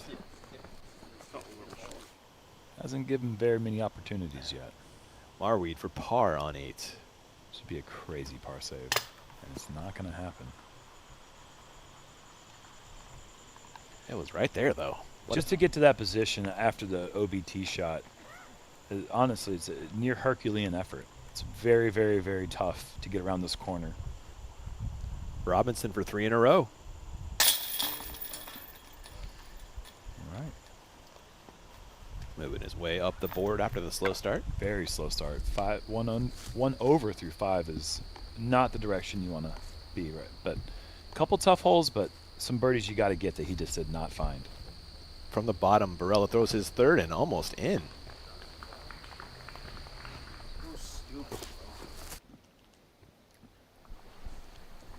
And now on the green with Gannon, birdie putt.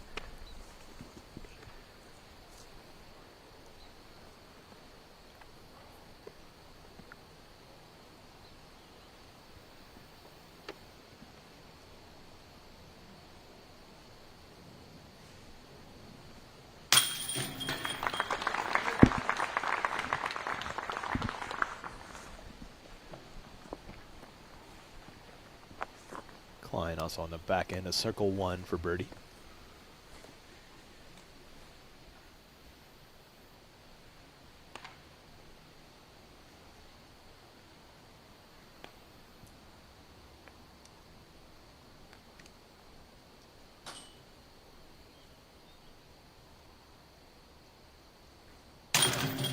Ooh.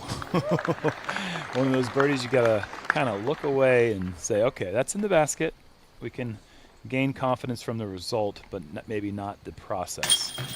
But a very mature par for Paul, and maybe not the start Anthony Brell was looking for, but he's still even through 6. Heimburg, 2nd on 15. We saw the drive a little while ago. That's very well played through 2.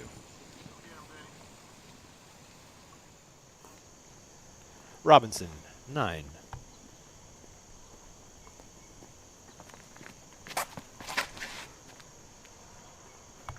You just want this flying straight at that tree. Like 99% of the flight, and the last bit you want it to just barely hyzer. Man, that just ripping. 472 playing closer to like 410 maybe, due to the downhill nature of the tee. Marweed flexing the forehand and shaping. You still got a putt from there, but man, that was headed home. It was. Heimburg's 3rd on 15 is leaking left, but I think that's a putter and goes pretty straight. He's in circle 1 for a birdie putt. I have a hard time believing this, but it's saying the hole 9 goes down 65 feet in elevation. That's nearly the same as hole 1. You know, I kind of, after standing on that tee pad yesterday, I believe it. I didn't see it until I was on that in person. It actually goes down more than hole 1. Hole 1 says 60 feet. I don't believe that hole 1 number. That is crazy. That's at least 150 feet on 1. Burr, 7.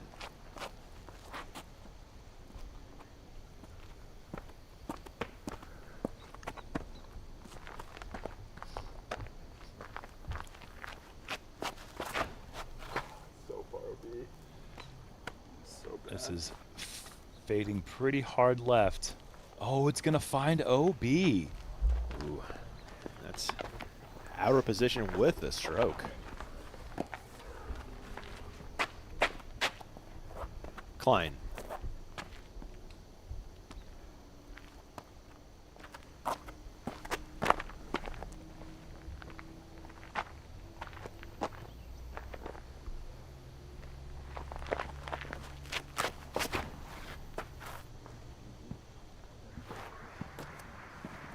That right there is what you're looking for. Oh, minus that last rude bit.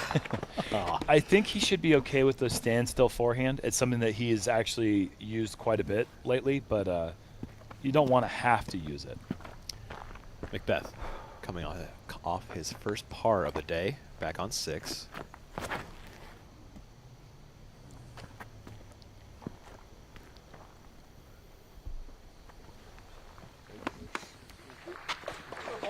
Similar position to what we saw with Marweed a little earlier. Barella.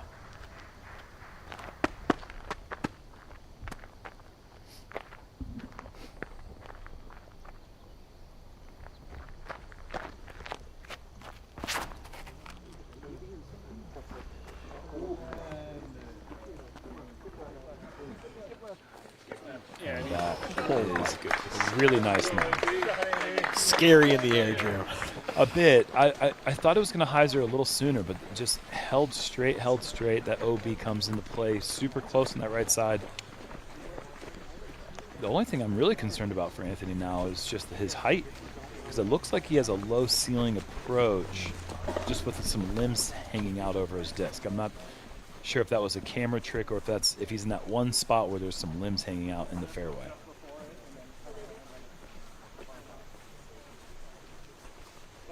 The main thing here, though, everyone at the top of the hill.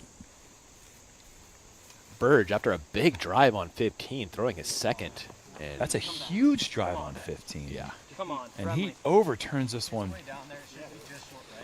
way too far to the right side. Oh, held onto the... Oh, he's all the way down here. What am I talking about? Edge of the fairway, at least. Decent third, but in the circle for birdie. Wow. Yeah, having a look for the 3 on 15 is incredible. And did someone get it today? So far, we've got one. I'm going to double check this real quick, but yeah, we've got an eagle on hole 15 by Connor O'Reilly. That is just incredible from 49 feet. And he's the only player to do so. Burr, talk about this angle, Gerrit. What's he working with, man? Not a whole lot, Ian. He's going to have to get as much as he can from this meter. And then he's going to have to lean out even more to his right side. He's going to take it back, you think? It looks like he's taking it back. Yeah, that makes sense. Opening up the angle. The thing is, you don't want to go but too much farther down this hill. It brings the low ceiling into play. So he's trying to find the little balance between increasing his angle without decreasing the height restrictions of this shot. This is not going to be an easy up and down for Gannon, no matter where he puts this mini. Oh, I'm good. Thank you, though. Oh, you're coming out here anyway, for sure.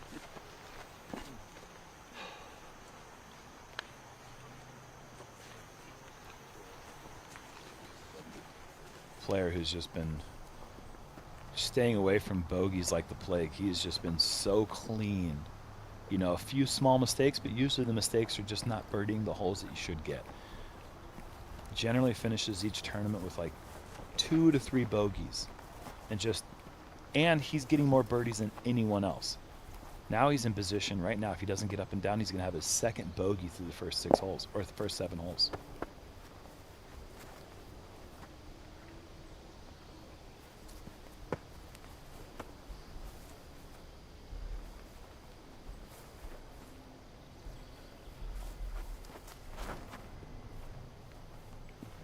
That one tree. Let's go. Whoa. Whoa. Ian, that was incredible. Every part of that, you know? Yeah. That was using every single inch of the height that he was permitted. Robinson's birdie putt on 9. Looks like he's out in the fairway. Or edge of. Turn into a par. On the green of 15, Burridge, your collegiate champion. Has some work to do with the DGPT Plus and the playoffs, sitting in 43rd place if he wants to get into that. This is a big weekend for him then. It's a huge weekend for a lot of players. I'm not quite sure if 43rd can still do it at this stage, but it's going to help that the points are doubled in the playoffs. Or are they doubled in the playoffs or are they doubled in the majors? I should know this. It's 300 for majors, 200 for plus. Okay, so yeah. A lot of points to be made. Marweed, birdie putt, 9. That's another one off the top for Marweed. The want has been there. I like the wrinkle they added, though. Kind of like that you can qualify if you're not in at the playoff events. Mm-hmm. The 2 qualifier spots. Keep everybody in the game. I love it. Klein second.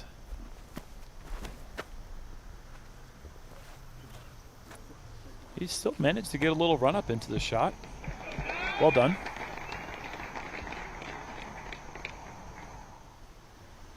McBeth also throwing 2.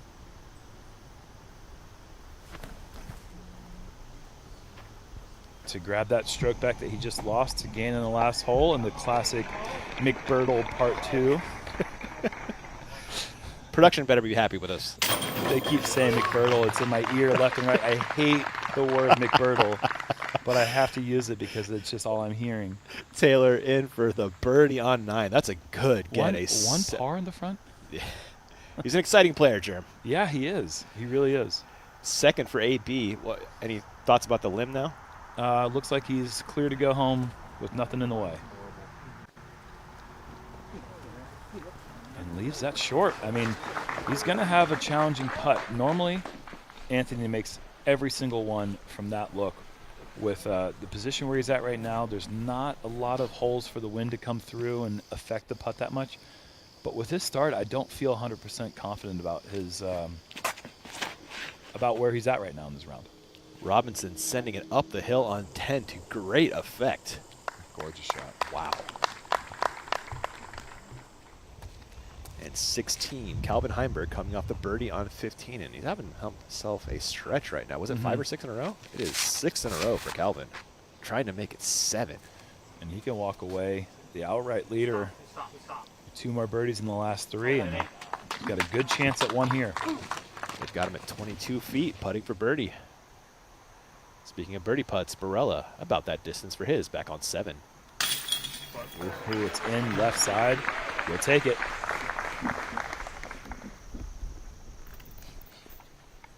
Klein.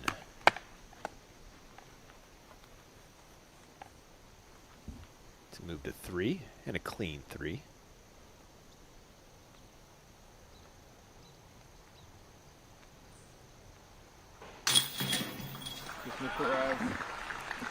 Taking his time, making sure he feels comfortable there.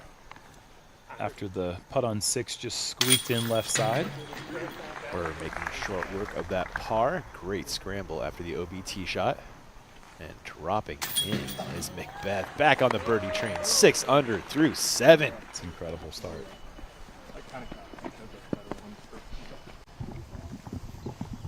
Robinson, second on 10 after the wonderful tee shot. Slightly new pin position here on 10. It's about 45 feet short and left of where it's been in the past. Blocked by a couple of trees, but with the new addition to left side and right side OB, I like how they gave a little bit in terms of making it a little bit shorter, but also took a little bit away without being able to go off the fairway. Robinson skipping into circle 1. Let's see if Marweed can join him there. This is a great drive from Marweed. Not a great second shot for him. Out of bounds, right side pin high. Klein, tee of 8. Need to get this one going left. under the branch, hits. Is that going to stay in bounds? It does. Whoa. Anything can happen if wow, that branch hangs out of bounds. So seeing the green flag waved is a huge sigh of relief for Kyle. McBeth.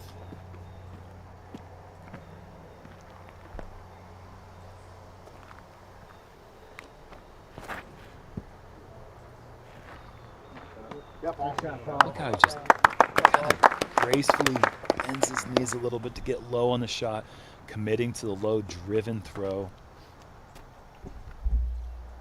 Varela.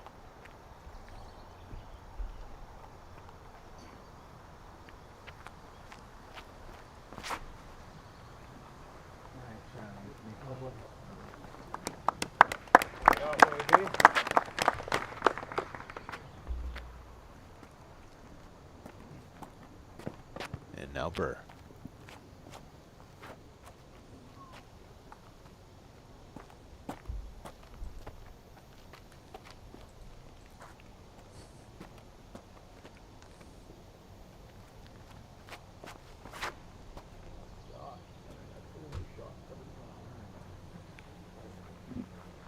Kind of high, but got away with that one. Yeah, that's the squirrely branch there. Heimburg to become a co-leader and join the Finns. They had him at 22 feet, more like 12. Yeah, seriously. I feel like Calvin's almost an honorary Finn. An honorary Finn. You know, he's got the Finnish demeanor. Please continue. You know, he's like very stoic on the course. You know what I mean? I see. Yeah. I'm with you. Okay, cool. I'm on board. Someone who is firmly American though, Ricky Wysocki. He's in the clubhouse with Terry Miller. Let's head on down. Joining us now is Ricky Wysocki after a 7-under opening round effort, unofficially rated 1053. But Rick, how did that feel?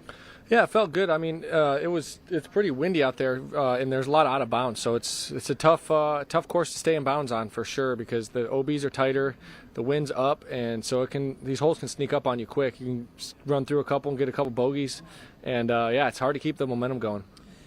You really only ran into 2 mistakes out there, but when you're finding rhythm, is that usually a result of a great drive or a great approach, great putt? Like, what was it today that led to some of your success? Yeah, I mean, obviously I've been fighting through the wrist thing. My wrist has been kind of messed up for pretty much the rest of the whole season for the most part, so I've kind of been fighting through that. Today was the first round I felt like close. This rest of the season, I feel like I've been playing at 50%, so it's just haven't been able to throw the shots I want. Shots are going on, and so today I was a lot better. So I'm really excited for the future to.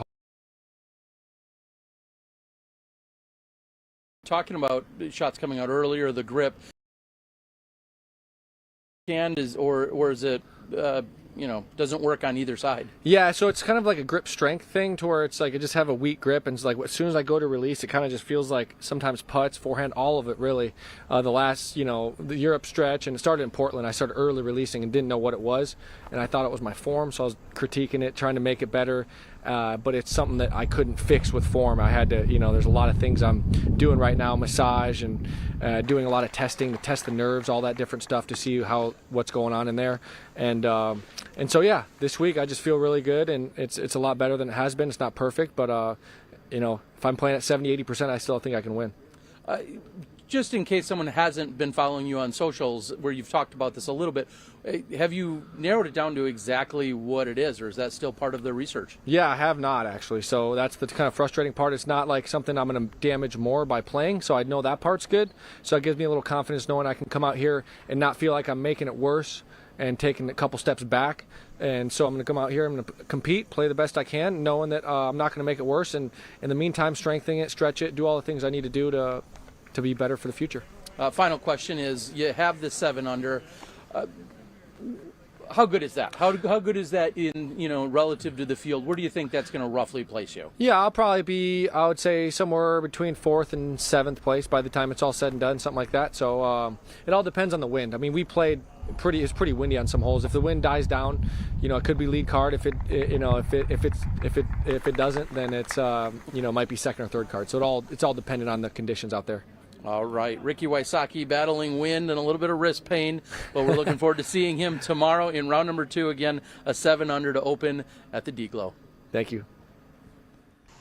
Appreciate the time from Rick. Always great to hear from Wysocki. Marweed for par. After going OB with his second on 10, that's good enough. Good Band-Aid there. I'll never forget the win that Ricky Wysocki got at this course in 2013. Right leg bandaged up. He could barely move, and he just slaughtered the field. He was limping the entire tournament and just walked away with it. And it was like the beginning of Ricky starting to really assert himself as Ricky Wysocki. And Robinson on a heater grabs another birdie. Yeah, 4 of the last 5 holes. Hey, Rick just needs 70 to 80%. It's good enough to win. Yeah, that's a quote. I love him saying that. I love that coming out of his Ricky mouth, at 70% is better than the rest of the field at 100? It could be. It could Whoa. be. It could be. He's been firing at 65% all season? Is that what he's saying? Hey, no. Well, had the height, had the power. I don't want to make everyone feel bad. But just because he was over there. A big mistake we saw there with Ricky's interview. Gannon goes out of bounds again. His second out of bounds. Third danger for a bogey. He's already scrambled his way out of one of them. What do you guys think? The flag or? Are you pretty sure it was like right around in here, or are you thinking it might have been back there? It could be. It looks super. I just saw it fighting the tree branches, and it looked Okay. super tight to that. Here. Yeah, you're definitely in front of this. Okay. Okay, so here-ish. Probably by that. Yeah, I'll give you that. With that limb out there, Drew, these feet are going to be big on the putt. Yeah, it's going from a very probable make to very improbable make, even though he is going down to the patented knee. And that's actually a fact. Gannon has patented the knee. Not the knee putt, just the actual knee. The bone? Uh-huh. The part of the body, the knee it's a property of Gannon Burr now. Wow. No, he's just so incredible from Does he this have a range. foot OB at all? No, It looks like he's doing he's good. Okay. He's doing well. But he doesn't want the meter. He doesn't want to bring that branch into play anymore. Opening up the hyzer. To save par, Gannon Burr. And that's going to sail left and high. Bogey coming for Gannon. He's going to need to do some work here to continue this streak of being on lead card going into the final 10 holes of the round.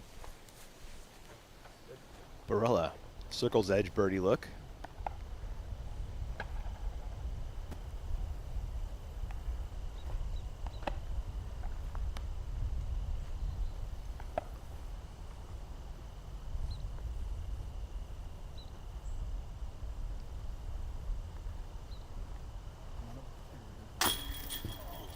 Again, just a notch off, and he can't stand it. And I understand the feeling. He's just been a click off on nearly every shot so far. McBeth to grab another birdie and move into a share of 4th place. Of course he does. Wow. Almost hit the tree root. Taking only 8 holes. He is 1 off the lead, folks. This is crazy. Your pick is looking real brilliant right now. Good stuff. And what a steal. It's in tier 2. That feels illegal. Do they know that's the GOAT, man? I don't think they know. I guess it's a numbers thing, you know. Well, yeah, you're putting the numbers together, and then there's got to be a little factor, is he the GOAT? There's one column that there's 99% no's and there's 1% yes, and then that's got to factor into the numbers. At least up 1 level. It goes up 1 level. Yeah. McBeth taking it up a level today on the toboggan. Heimburg trying to bring it home on 17 with a share of the lead currently.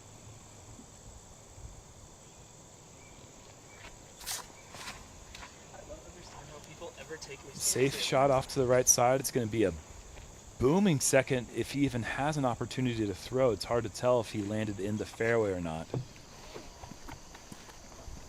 Robinson, tee of 11. New pin on 11. It's been brought in and to the left. It's more of a straight shot now. Just got to beat this tree one way or the other. Yep. And there it is. Gorgeous bullseye hit for Robinson. The man is charging. This went from a very tricky Isaac Robinson hole to a very, I expect you to get this hole every time Isaac Robinson hole. Marweed agrees with the backhand. It's high. Great reaction. Wow. 92% birdie from there. Hole 9, McBeth.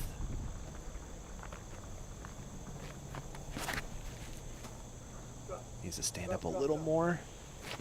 It's trying. How's the distance?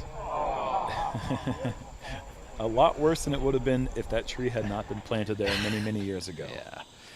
Heimburg is off the fairway for his second on 17. Then there's nothing there but a pitch to the corner, and should be good enough. It's quasi good. It's pretty good. Klein, 9. Needs to start moving right now. See ya. Find a way. Needs to find a way like he's calling for. There are some backdoor alleys over there. Maybe there's a look. Yeah, we'll see. Yeah. Took off. I loved it, and I didn't. Marweed, birdie putt, green of 11. Sends it in.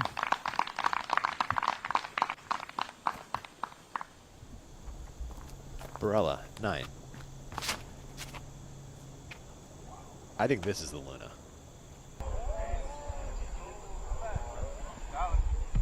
It's, yeah. Errant. I think this back 9 is going to be a lot of maturity that we're going to have to see from Anthony here to see if he's going to scrap out a 5-6 under.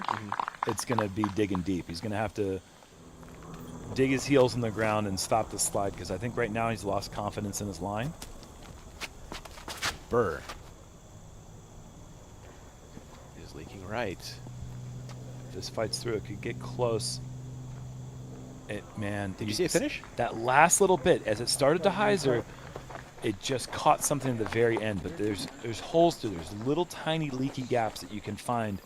If he had found any of those, he would have been under the basket. The distance was perfect. The third for Heimburg on 17. It's a little short left. Ooh. Somewhat for his par.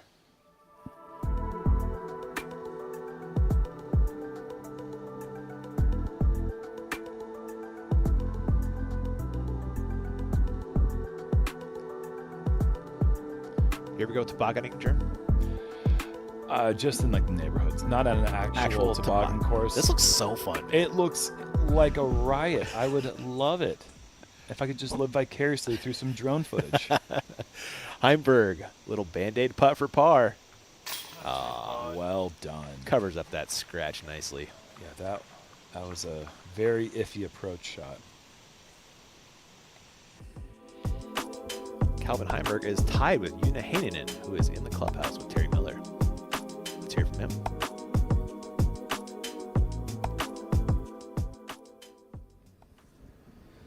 Joining us now is Joona Heinan after an incredible 8 under on the opening round. How did that feel to you?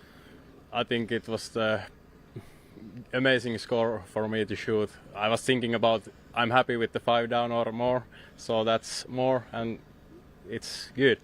Where did you pick up extra strokes? I mean, in your head, maybe you were thinking about what a good score would be, 5 under, but where did some extra strokes then come in for you? I made a couple long putts, but also on the other hand, I missed a couple from the circle. So I don't know, I just threw almost perfect on every hole, and I had a solid game plan. It certainly worked out for you. One of the conversations all weekend long will be wind. How was the wind for you, and what did you have to do to work with it today?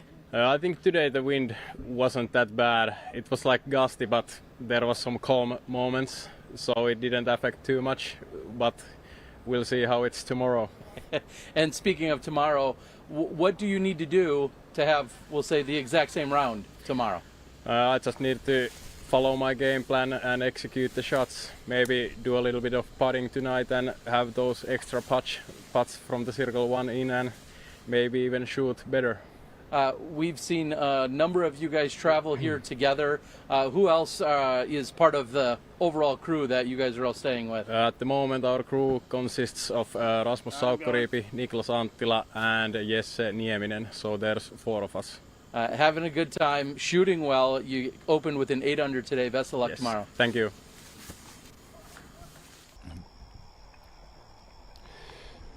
Barella with a pretty decent scramble shot to get him to 26, 27 feet for the par. McBeth, nothing doing but a layup for his par. Are they looking for Burr over there, you think? There's a good chance. I mean, we didn't really see it kick. It could have very easily got grabbed up by a tree. Might be head height. Klein is also off the fairway. Was he over there too? Yep, turned over a little bit. That Michigan rough is no joke. It is head high once you leave the fairway. It's nasty. Robinson, tee of 12. Such a tough get up the hill. We got a new pin placement off to the right side that you can see right behind that tree. So it's a straighter shot than before. You're still going about the same elevation up, but instead of having to throw a hyzer shot, now you can just throw a hyzer flip straight. Heimburg, 18. A birdie for the solo lead. Wow, that is so understable. That was so wide out to the left side and actually made it to the right side of the fairway. A forehand on 12 coming from Marweed. More palatable with the change? I think so. It comes into play a lot better. The angle makes a lot more sense. That being said, we've seen some great forehands on the old pin placement.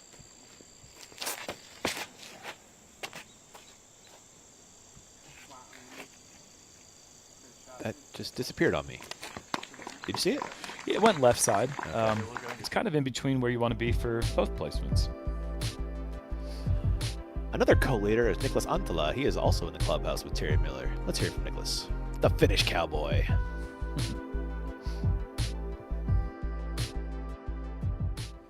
Joining us now is Niklas Anttila, and Niklas an 8 under, including a great birdie to finish out. How does that feel? Feels very good. I just remember that I missed a cut on this tournament last year, and it feels good to at least begin this tournament on a good note. So I'm happy with my driving. Missed a couple of putts in the beginning, but that's fine sometimes. When you threw the approach shot on 18, you looked at me and said, "What are you, the forehand guy now?" What was working for you out there on the course today? Yeah, just throwing the disc felt super easy today for some reason. It was pretty windy, but I was able to take stable discs and just rely on my. I was not going for too far. I was just trying to stay in bounds and take the birdies that I can take. There's a couple of holes that I can't birdie on this course. Actually, I birdied hole 14 for my second time ever today, so that was crazy. But other than that, just keeping it easy and keeping it in bounds was the key today. You're one of the best players on the planet, and you're telling me there's holes you can't birdie. What are you talking about? What holes out there are ones maybe you're okay with getting a par on? Yeah, at least hole 14. I think I have never been C1 putting for birdie on that hole. I birdied 2 times, and both of them were like from the fairway, so that's one at least. And then I think they made hole 15 easier for me this year, with it being par 5. It was pretty far for me last year. I don't know, the whole back 9 feels just super far. Well, and you played the back 9 very well today. You had the bogey on hole number 16, but other than that, you had 6 birdies on the back 9. I would assume you'd like to do that again tomorrow? Yeah, I know, and I think last year on the first round I was 7 down through 8 or something like that, and I still missed the cut. So I'm happy to play the back 9 good this year. Aside from the great score and how happy you are with it, you also said that you tied a good friend in your score. What will be the trash talking? Will you guys be polite or friendly tonight, or excited, or what's going to be the trash talking? Yeah, I tied with Joona on the last hole with the birdie. I saw that on the tee pad, and I was like, I need to tie him because I'm staying with him this week. I'm staying with him for like 6 more weeks, I think, after this. So, yeah, hopefully we can play together tomorrow and go head-to-head.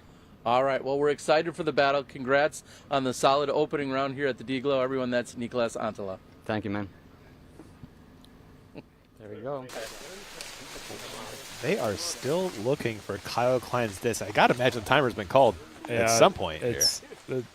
They're fast and approaching this this time limit. This is going to probably get called here in the next few seconds. Let's see the drive and see if we can take a guess at where it went. It started to look really nice right about here, but I suspect this is the same disc that he threw on 5 that turned over a little bit too quick, because it just didn't quite have the integrity at the end to get that stability that he needed. And I think he's okay. He's long of the pin. Huh. I wonder if they, well, the gallery's out there looking. Yeah. There's definitely. I hear some applause and some happiness. Sounds like it's been found. Apparently they found it with 2 seconds left on the clock. A buzzer beater in disc golf? Those don't exist. It's the first Ian. ever. We got one, Germ. That's incredible. One for the history books. Now that it's been found, we can talk about that interview. I just want to say I love the personalities of disc golfers. I love that we range in jobs outside, the people that do it for hobbies. I love that the people that do it for a living come from all different backgrounds. And Niklas Anttila is right there at the top of one of my favorite disc golf personalities ever. I love that man. He is a quality human being. He just radiates kindness, happiness, and he's got a sharp focus on the course, a killer demeanor, just all-around superstar. Dream son-in-law type stuff, Jim. That's the greatest nickname. You had me keeled over in laughter when you were telling me that, because it's just... It's so true, right? And Kyle nearly turns this stressful situation into a birdie. And stressful situation is exactly what Burrell is faced with here. A putt for his par.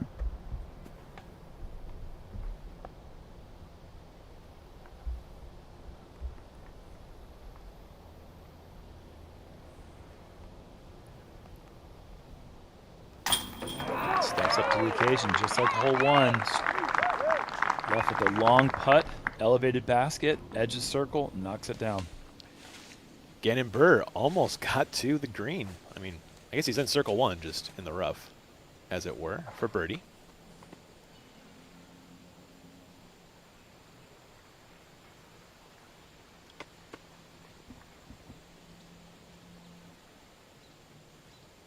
Is that not exactly what Gannon Burr does? Yeah. Faced with 3 potential bogeys, walks away with 2 of them. Somehow shreds his way to a 3-under.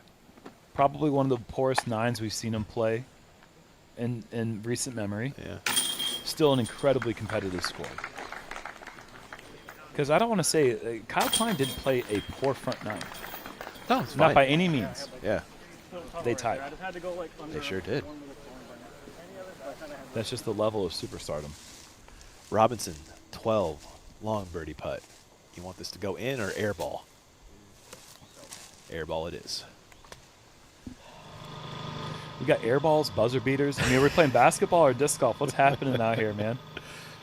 We borrow from all sports. We got with turkeys out here, but we're still in bowling too. Yeah, that's fair. That's fair.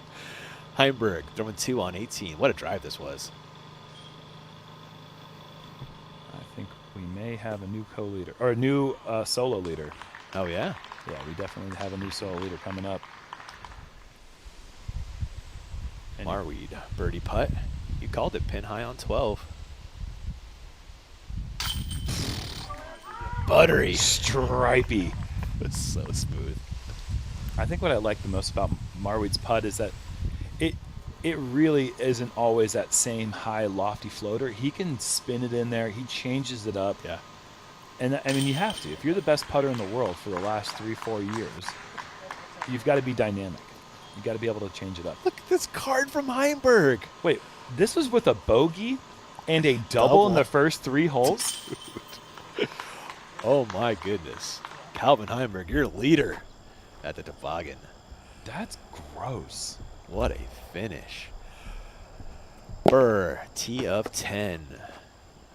Grabbed a stroke on 9 on the card there.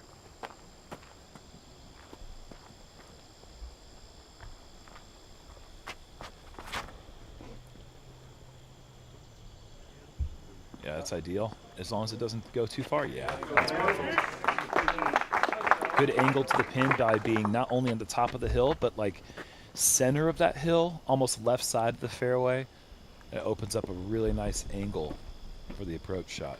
Now with your tournament director, Nate Heinold, sitting next to Barella there, man responsible for these great feature cards we've been getting out here. The fact that he can run Ledgestone and D-Glow in these short weeks and then run them both just with incredible efficiency.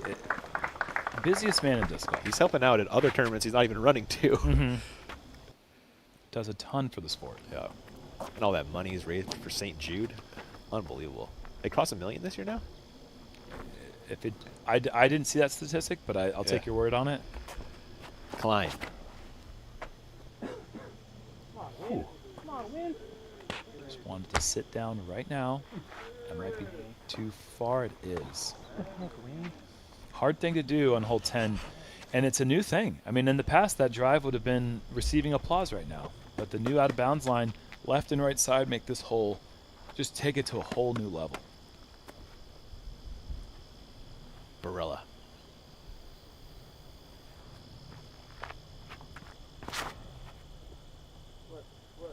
Asking for more flip. Just short? That's the problem? Yeah. Well, Barella can cover that up with a good second. Marweed, 13. Great spot for his sidearm. Got to stay in the air as it goes down the hill. Gets a great skip to about 45 feet. One of Michigan's finest, Marweed. Birdie cut putt coming on the other side of this break.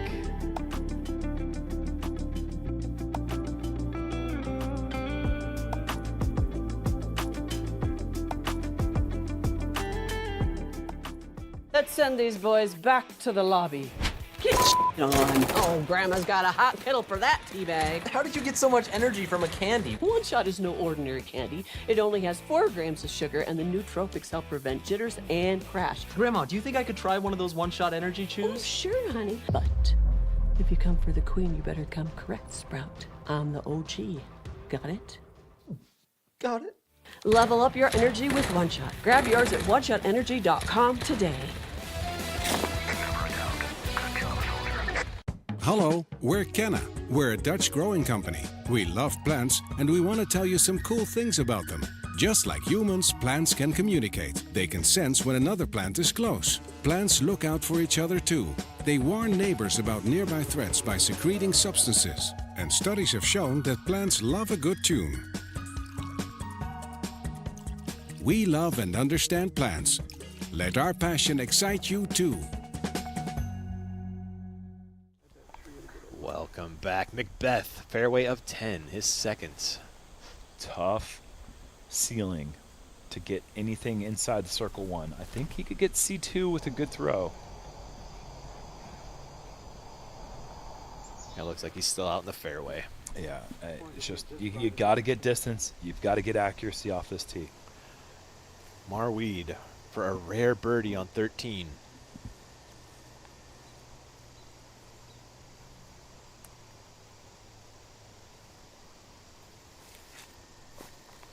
Oh, goodness. That needed a ½ inch more height.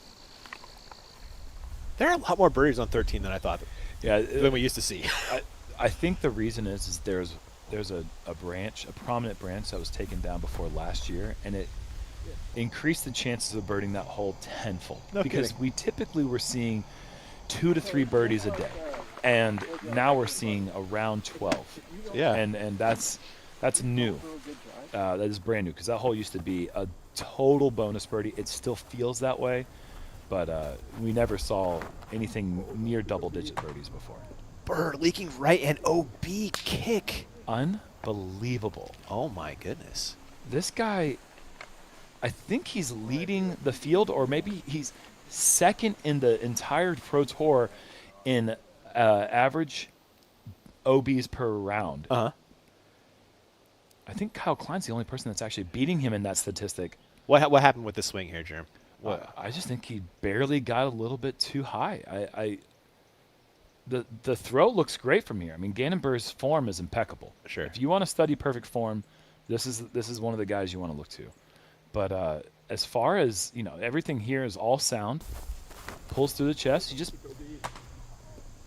gets away from it a little bit. It just comes out of the hand a bit late. Yeah, to be fair, you got to test that ceiling, right? If you want to get to the pin, you got to test the ceiling. Yeah.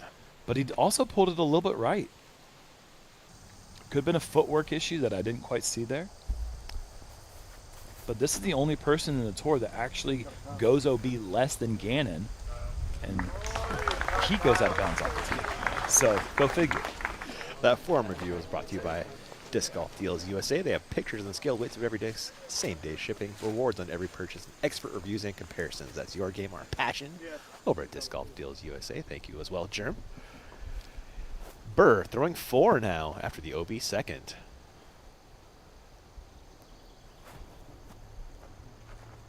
I don't know if I can recall the last time that I saw him have as many throwing errors this early in a round. 3 bogeys through 10 holes.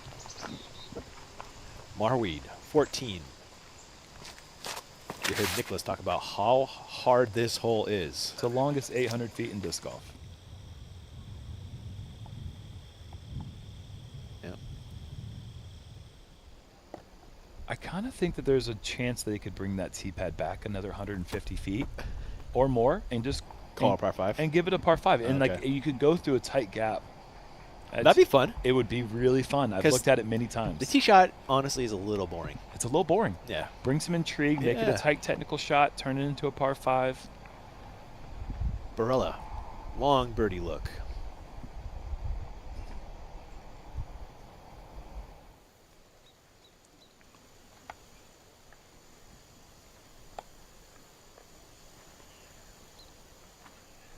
Needs it. Gets it. What a make from circle 2 with that elevation. And out of position off the tee. Did very well with the second shot to even get there. Oh, rolling back a replay from the catch. On the stripe. Get it, AB. What a putt. Gallery approved. They're loving that down there. Klein, par putt. It's a good save. It wasn't too far off from an incredible drive, just a little bit overthrown. He'll make that correction tomorrow. That's a par for Paul and a bogey coming from your world number 1. Sliding back. He is just 2 under through 10.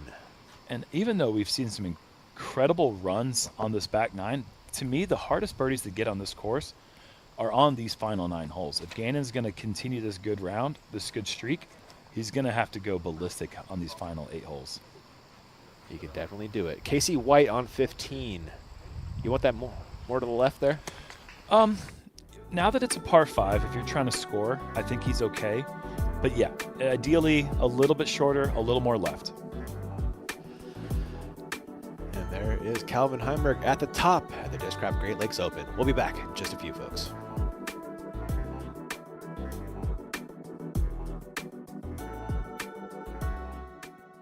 Oh, wow, guys. It looks like we have some breaking news about the world of disc golf. Our top story tonight, Discount Disc Golf is offering premium disc golf discs for as low as $5. 2,000,000% more people are playing our local disc golf courses due to finding out they can get brand new discs for $5 to $7. Things are really hot down here at the scene, but still not as hot as the deals on DiscountDiscGolf.com. Discount Disc Golf released a statement saying that while everyone in this video is fake, the deals on DiscountDiscGolf.com are very real. Progress.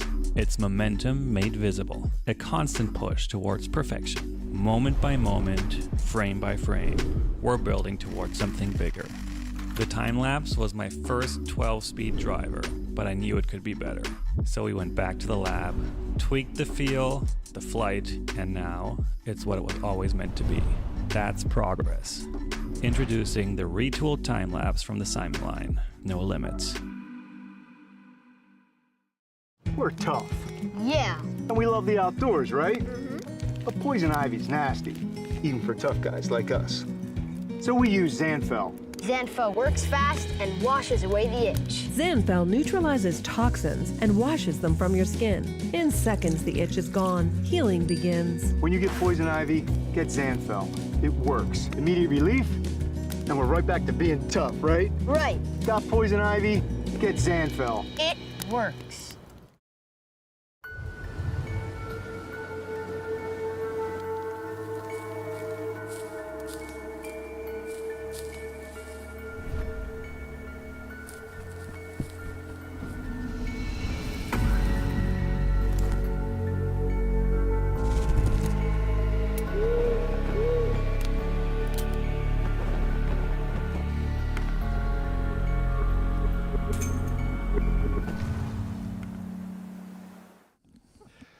Welcome back. Tee of 11, Barella on the box. Huge putt on 10. See if that gets him going.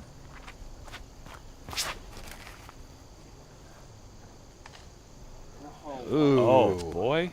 No, the answer is no. That was a terrible kick. That just caught it and sent it left. Brutal.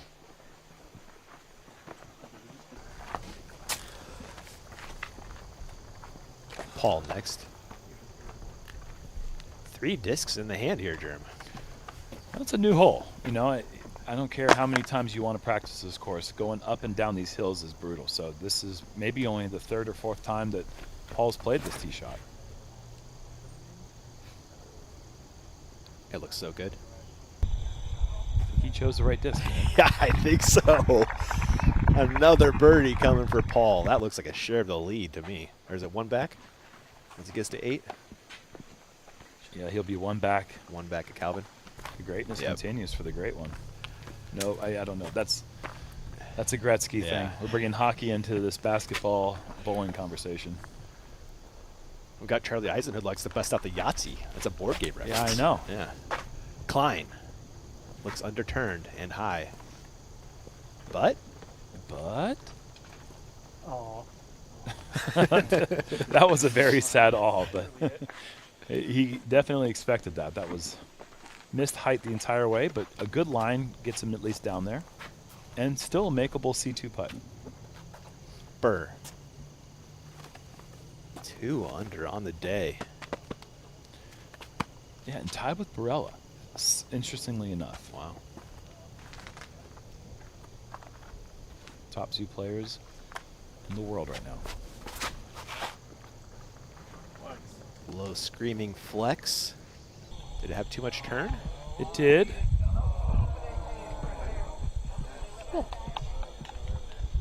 I wonder if the crowd is reacting to his disc going into the thick rough there, or what that was about. Marweed second on 14. And you can really see why Niklas talks about how hard this hole is after watching Marweed throw 2. It's almost an insult to call it 800 feet. I don't even care if that's accurately, like, if that's the number. It just doesn't seem. Yeah, it was an interesting second for Casey White on 15. Little baby cut rolls. Not really quite sure what that was. I don't know. Barella, short and left. He's going around the outside with a forehand, it looks like.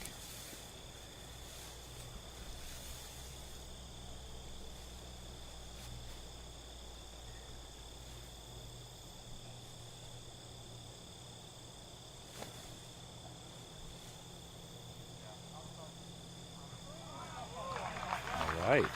Crowd approved. Well done. Klein in circle 2 for birdie.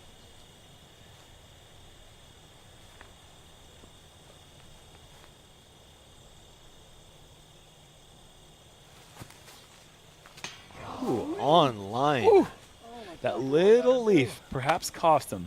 Just need a little more emphasis on that one, Drew. I love that word.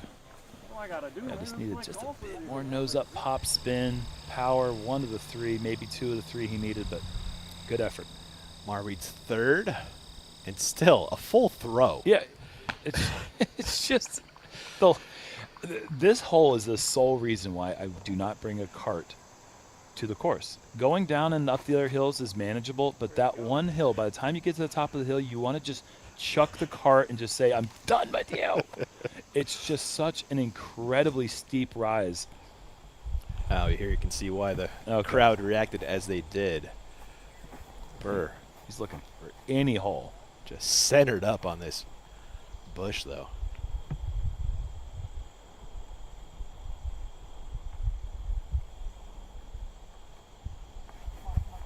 No! It's in! Oh, my goodness. Unbelievable. Are you for real? The blind forehand putt. Come on. No way. Let's see it from the catch. I cannot wait. Oh, please have a good angle on the catch. An absolute shot in the dark for Gannon. He's just that guy. Oh, here we go from the goodness. Catch. Didn't even need help. The best player in disc golf. Oh, you're watching it. You are watching it, folks. Wow. I mean, he's pulling up DGN to see how that went in. Even Heinold was smiling walking off there. He's like, hold on, let me see that too. I want to see how that got in. Unbelievable. That is unbelievable. That is crazy. That was a moment ago. Barella in for his par. McBeth in for birdie.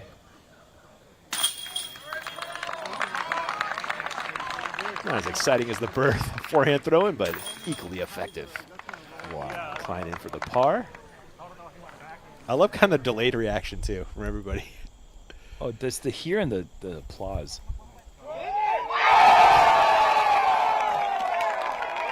Outrageous. And I love that Blake, our slow-mo guy for Jomez, isn't behind the basket. He's like, we don't need a slow-mo of this. This isn't the time for it. You can't be doubting these guys. You can't be doubting Gannon Burr, man. He's in striking distance. Yep. Mark at 33 feet. You gotta be ready for greatness, Jim. That was incredible. Oh my goodness. Paul McBeth through 11 in second place, 1 back of Calvin's 9. A clean 8 under. Man, hey, there's not one of my picks here in the top 5 here. Dickerson. Huh? Your picks are looking really good, Ian. What can I say? Dang. This is the 4th for White. He has struggle bust his way all the way up 15's fairway, but he's there. He's going to walk away with the par. Still in position. Birdie, birdie, birdie. He takes the solo lead at 10 under. Okay. It's been a great round thus far. Man, he was back in there. The pride of Shirley Mass. It's been awesome watching Casey develop his game over the last couple of years and really find his stride in the sport of disc golf. Very talented player, a unique throwing style, makes it work for himself. That was his first sponsor. Gave him a free hat. That's awesome. Paul McBeth up the hill on 12. Oh. Didn't like it out of his hand. The skip brings birdie back into the equation.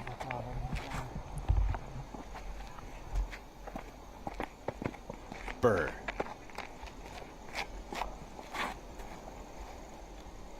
I really like the change. Having a second position on this hole adds an interesting dynamic. You very rarely have to throw a shot this straight, this steeply uphill. It challenges the players to creativity and for distance. AB.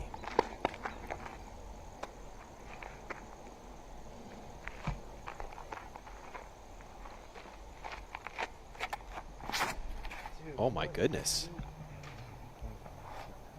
Lucky to be where he is.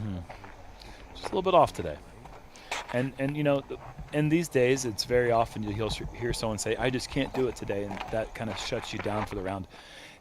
AP is aware that he is not bringing his best stuff, but for him, for the remainder of the round, he's got to do everything he can to just try to tap into his instincts and knowing that his skill set is so good that just going through the routine should be good enough for him to scrap out some birdies. Klein is the flip there. Great shot.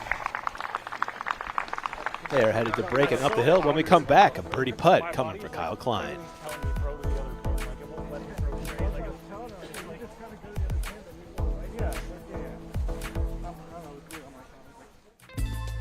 Hi, my name is Wysocki, and I use LG backpack card.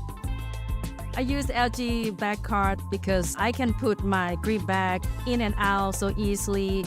From like so heavy in your bag, and then you use a card, and you not feel any pressure on your back. Hallelujah, you know. The more option is better. Everything you like, right?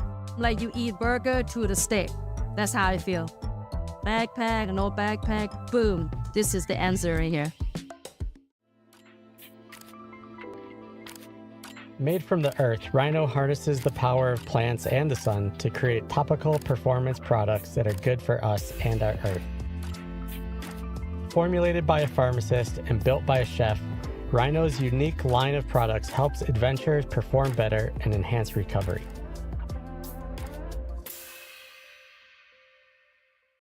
Road trips can be unpredictable because road trips aren't just about the destination. They're about the journey. At Outing, we believe in savoring the journey. These moments deserve to be enjoyed fully. Sip and smile. Connect with the moments in between. Because the journey is the story.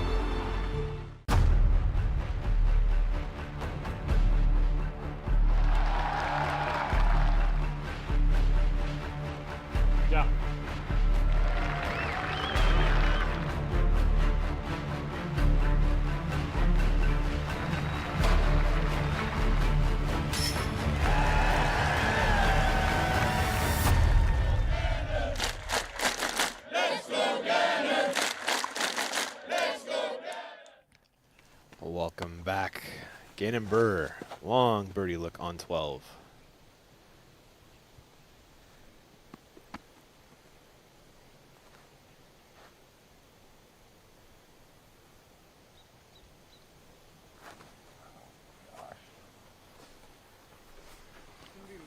Honest effort. Marweed, 15, his second.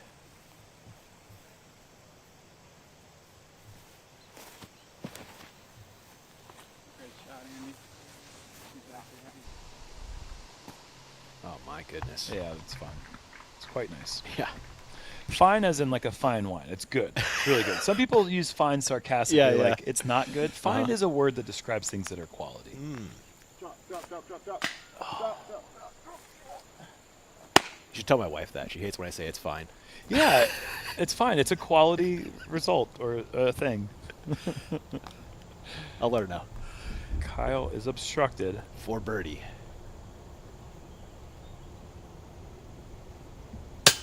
Oh, no. That is a missed opportunity there for Klein. He's had a couple misses inside the circle today, uncharacteristically. Burr on the way back for par. Google defines fine as of high quality. There you go. That's the only definition, right? There's definitely no other ones. Oh, there's plenty of others. I'm not going to read them. Oh, okay. And there's a par for AB as well. Looks like pars around here on 12. A tough get. You know, I've got these players to watch. There's 5 of them that I'm specifically choosing to watch. And there's not a whole lot to watch besides Kevin Jones in 9th place right now at 6 under. My picks are doing slightly better today, Germ. I have Well, you're the only person with picks, so I can't even compete against you. But That's also true. You have 5 players in the top, or 3 players in the top 5. Take a look at Big Germ's whole players to watch. Klein, you know, he's still got a chance to push. Oh, and Gannon does as well. Yeah. They can make strong finishes. Miranda here. with the triple bogey on the final hole. Oh. Didn't help his chances. Evan Smith, a surprising even par. This course suits his strengths. I'm really shocked by that. Very well. Yeah. I wanted Smith, too. I was going to take him if you didn't. Of course I was going to take him. Yeah. He was like my player to watch for 2025. So maybe he's going to have an incredible 2026 going by the Kyle Klein.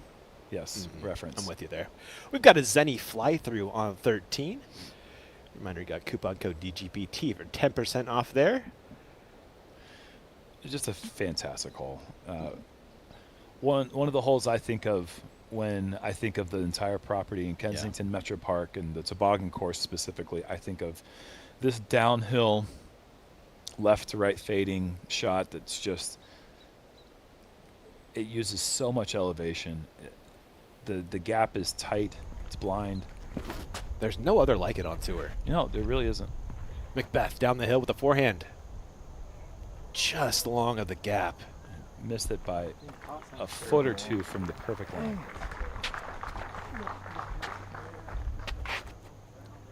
Burr needs to get it going. A good spot for his great sidearm, though. And I like the stability of the disc that he's going with here. This thing likes to flip up just a little bit, but has late flight integrity, and you need that once you get to the bottom of the hill. You want a little bit of flip up initially, and then when it gets to the corner, you want that thing screaming right. It's the one tree. It misses the one tree. Open look, 45 feet. 50. That's a result. You live with that every time. AB.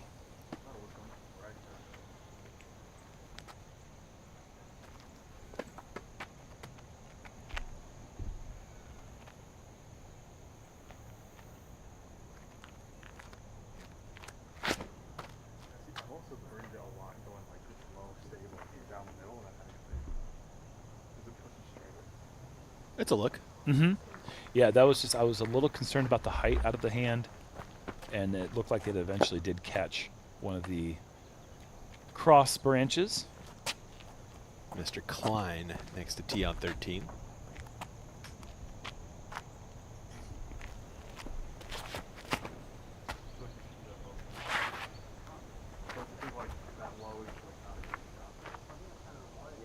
Ooh, similar to McBeth, just outdrives the fairway barely. I'm not trying to hit like right on the rock.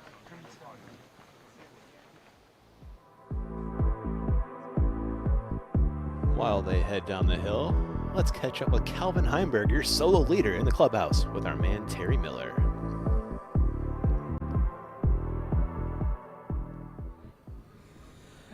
Calvin Heimburg joins us after shooting a 9 under. Calvin, slow start. Did you really think 9 under was possible after the first couple of holes?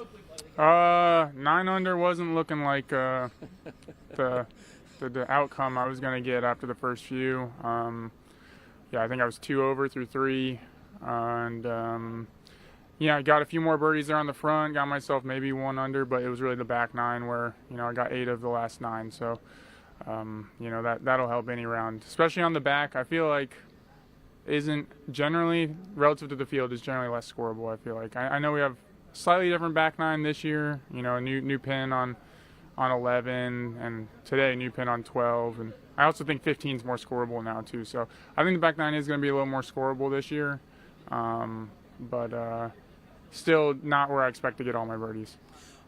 You're a veteran and you've had slow starts before, but still, what are you thinking when you're stepping up to the tee of 3 or 4, or we'll say particularly hole 4, after you've picked up a single and a double at that point?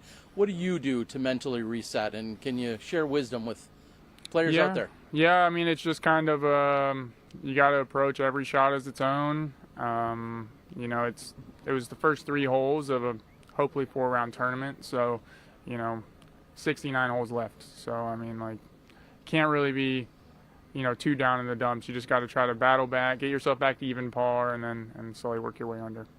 And what else was working was the putter. It had you perfect from C1X. Does basket look big? Does it just easy for you? What are you thinking when you're stepping up to putts right now? Yeah, today I feel like I had a lot of putts that, you know, were pretty close. I didn't have too many that were in the circle that were like testers. You know, I feel like I had, you know, kind of a tester there on 17, and then maybe another one here or there. But for the most part, I felt like I was throwing them close enough to where they weren't too big of a sweat. Any highlight for you personally out there when you're looking back at the round, and if you're going to share a story, whether it's with Zach Melton or someone else, what would be a highlight for you today out there? Highlight for me, probably just the birdie on 18. That's a really tough one to get. I'm throwing my roller disc on like a hyzer out over the OB and bringing it back in. So throwing Roadrunner off the tee, and then hopefully put myself in position for forehand to the green. But yeah, I think the tee shot on that one is probably the highlight of my round. Yeah, that's the way you have to set yourself up for birdie. As you said, 8 of the last 9. Kelvin Heimburg 9 under to open the tournament. We'll definitely see you on lead card tomorrow. Okay, see you there. Thank you, Calvin, for the time. McBeth trying to forehand putt himself from there. Klein gave it a great bit as well from the rough. Dropped just short, I think it was. This is a great hole to get aggressive from range. You get the little bowl effect gives you an opportunity to be pretty aggressive. Not worried about the comebackers here on the green of 13. Burr to grab a stroke on the card. He's out in circle 2.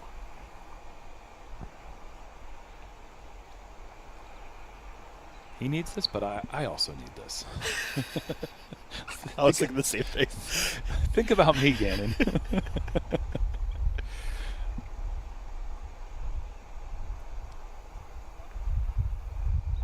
Pulls it right side this time. Wow. It had a little thing right there in his swing in the putt that was dangling around, and I think it looked like he was kind of annoyed by it. Oh, like a little limb or a little vine or something? Yeah, just something, you know, just enough to get you off your focus. Sometimes all it takes. You're normally really good from that range, though, as we've seen over and over and over again. And now on the way back for par. Short work on the short putt. Yeah, going 8 down the back 9 for Calvin is just, that is unbelievable stuff there. He said it's the harder 9 to score on, aside from, I think, what they've done with 15 by making it more scoreable, pushing it back, makes it an easier birdie to get. But 8 down in the back is just incredible. We're checking in on one of my picks, Chris Dickerson, throwing 2 on 17.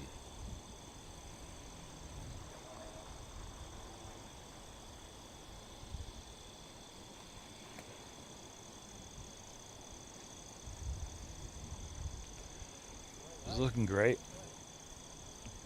Wow. That's a little bit of late hate, but that was what a shape from Chris. Another birdie look coming. I don't know how you stay in bounds right there. That is pushing it to the absolute limit of that left side. And his wife Brittany Dickerson right there with Chris. Always. Marweed is 3rd. Wow, that just continued to flip up slowly the entire way. Great shot. We're looking at the tee pad of 14 from our Flight Factory drone. Beautiful view up here of the Kensington Metro Park. Reminder, you got coupon code DGLOW25 gets you free shipping through Sunday. On that tee, McBeth. Pushing it as far down that right side as you really feel comfortable. It's going to be a long throw from there. I really want to just get as much distance as you possibly can. Burr.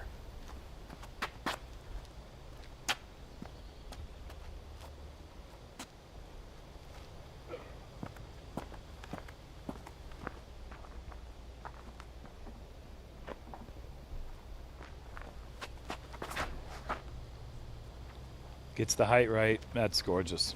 Yep. That's what you're looking for right there. Good setup shot for Gannon.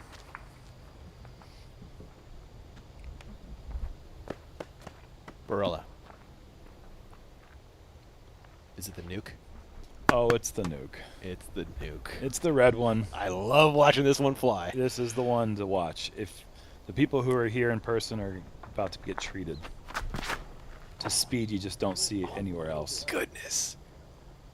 It needs to slow down. It's going pretty far left. This is actually in danger and is going to find OB left. Wow. Probably in a fairly easy position for him to just go hyzer to save the par. But once again, AB off the mark. Klein.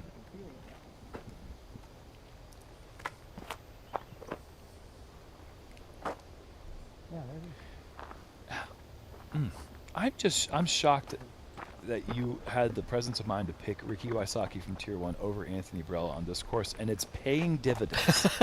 You know, that's the one I was really debating the most between those two. It's an incredible call, especially dealing with his wrist injury. I was thinking, Ian's a fool for this one. And you're looking like an absolute genius. I'll take it. I'll take it.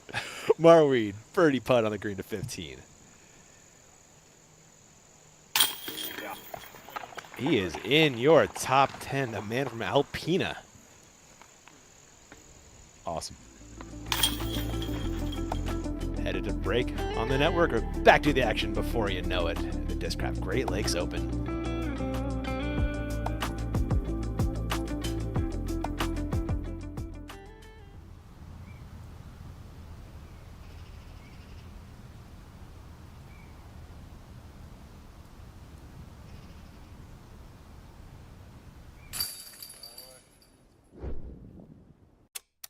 The discovery of electricity, the first flight, democracy, splitting the atom, computers, modern medicine, space travel, and of course, the Royal Line from Latitude 64.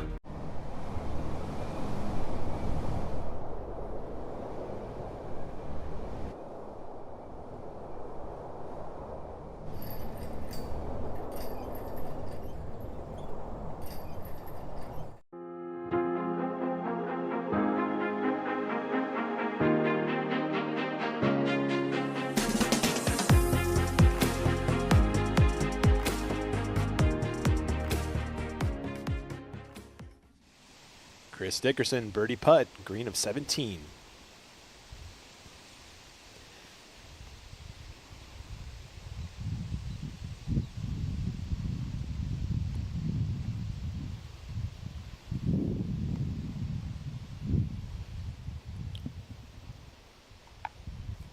Ooh. Don't see him reset often. Yeah, that wind must be really swirly up at the top of the hill.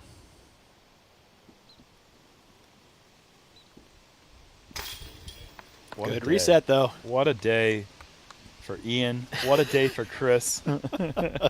8 under is an incredible score.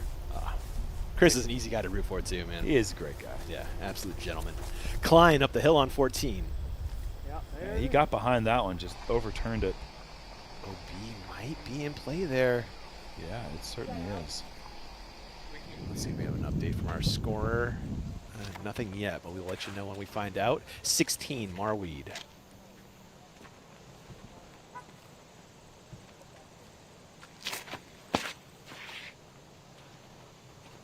If this catches edge and skips, he's going to love it. Just grabs up. That's what it needed, though. Love the line. McBeth second on 14.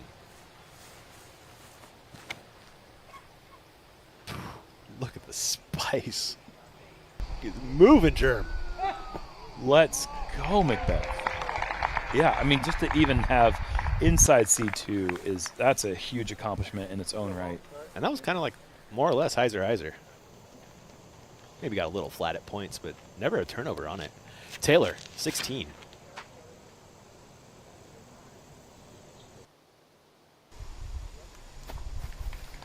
Well, you can't throw better than that. Good shots on 16 are just such a treat to watch. Mm-hmm. Burr, longest off the tee, throwing 2 up the hill on 14. Driven high enough to clear the hill. This is going to be close. Oh, my goodness. Yep. Anttila has never been in C1 for a birdie putt. bullseye hit for Burr. The man is different, Germ. He's different. Barella. Speaking of different.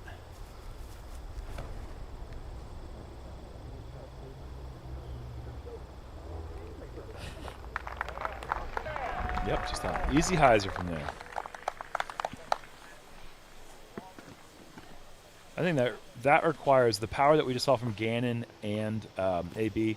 Each of those shots require like 83 miles an hour. Yeah. I think. If not higher. Marweed birdie. Oh, if he made that, that was a cool looking attempt. Mm-hmm. You try to air bounce that? I don't know. This man knows a putt that he doesn't go for. Oh, Hammis from the drop zone. Oh, he's having an Adam Schmamis day. Schmamis? Yeah. That man is Jekyll and Heidi a little bit. Oh, yeah. No one has a higher ceiling or a lower floor. when he is not interested in the event, he is very uninterested. This is low from Dickerson. Gets the green flag though, but he's way back on the I think fairway. that's an intentional play for par situation. Okay. I mean, the speed at which he threw that indicate that he is not even trying to play for the birdie. And I'd be content with it 8 under. That's an incredible round out here. Kyle Klein on the fairway after 2, so it looks like he was inbounds, throwing 3. And he was pushing it to the absolute limit of that right side.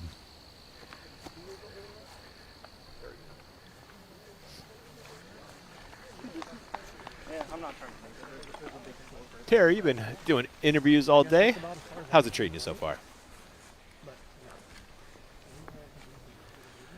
Yeah, it's been a lot of fun out here. Obviously, we're always just wondering what is going to be that next new hot score, right? As soon as I talk to someone, they come into the clubhouse and you're just wondering, well, is this going to be the hot score? Are they going to maintain this position?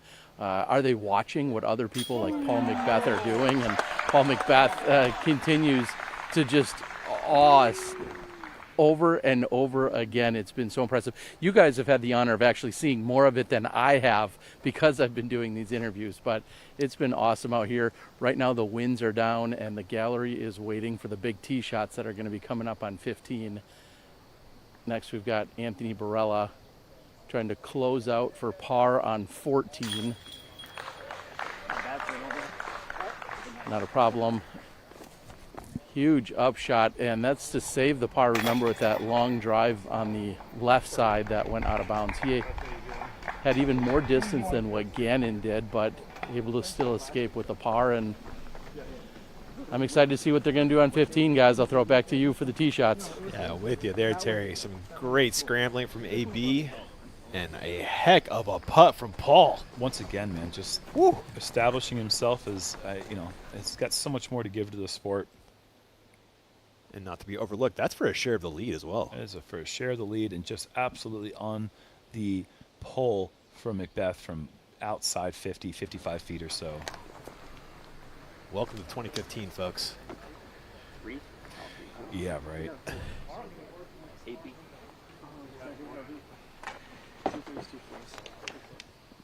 Dickerson second on 18.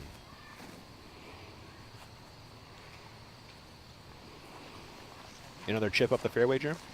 Yeah, I think he'd like that to be maybe another 20 feet left.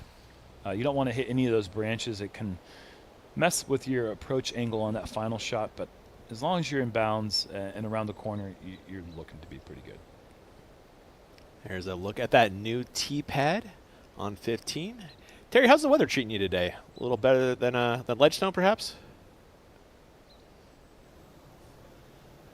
Yeah, certainly the conditions are much more favorable. Yeah, we're hiking up and down the hills, but when you're talking about only 65 degrees, it makes it a little bit more palatable. The sun keeps popping its head out, in and out, coming back and forth with the clouds. I'm expecting more winds throughout the rest of the weekend. Temps still in the mid-60s, though. McBeth headed down the hill on 15. And this new tee pad doesn't allow the players to get quite as far around the corner as they could from the slightly lower down the hill, but significantly closer, probably about another 150 feet to 200 feet closer tee pad. But with the elevation, you actually get I'd say within like 70 to 80 feet of where you were landing before. So eagle is certainly in play. I wouldn't be surprised to see at least 1 or 2 more before the end of the week. Burr. I don't think he liked that turn, Germ. Yeah, he's going on the aggressive move.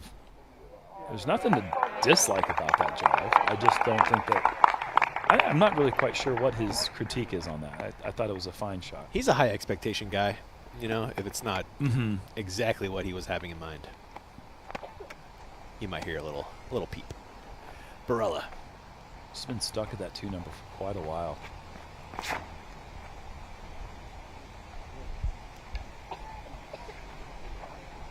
Just needs to avoid going too far left.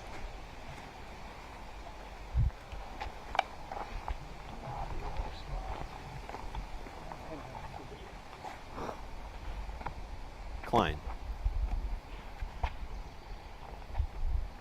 The 4th easiest hole. Really? Mm-hmm. Huh. And it was one of the more difficult ones when it was a par 4, but the extra length, even though it's 1130 downhill for pretty much the entire way. Kyle got over on this one. It should unwind in time, though. To be in bounds, at least. Yeah, you have to be really far right to be out of bounds. And as they head down the hill and make their way to those lights, we're going to sneak in a break on the network. The action is amazing on the toboggan today.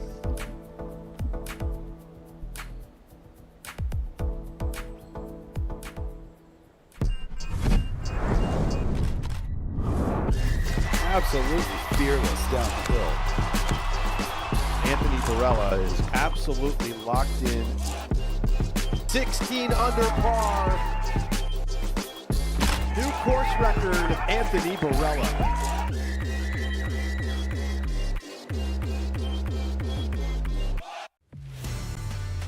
If you design, if you test, if you manufacture, there is only one technology partner you need. TriMech Group is the leading provider of design, engineering, and manufacturing solutions for thousands of companies across North America and Europe. Innovation starts here. TriMechGroup.com. Has your game gotten stale? Bro, I'm so done with this game. I'm shanking all my drives. I'm missing all my putts. Even my discs think I suck. Bro, your game is trash. God, dude, you suck. You're trash, bro.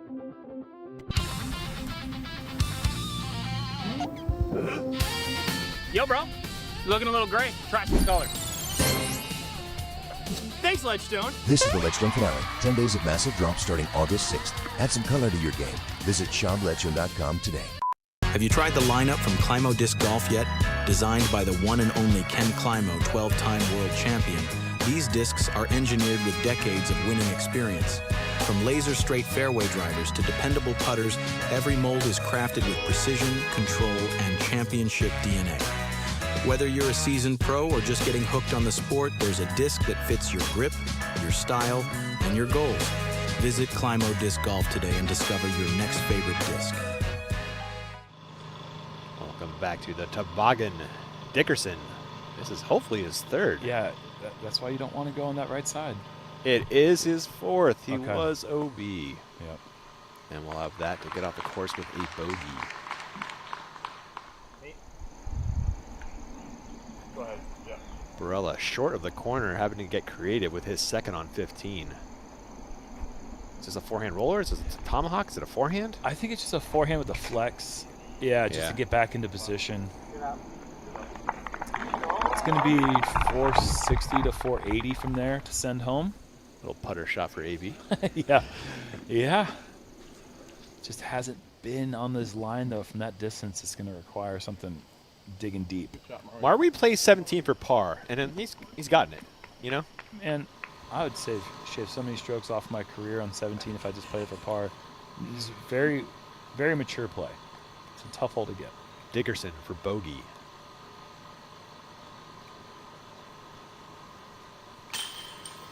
All right. Bookend bogeys for Chris Dickerson, finishing with a 7 under.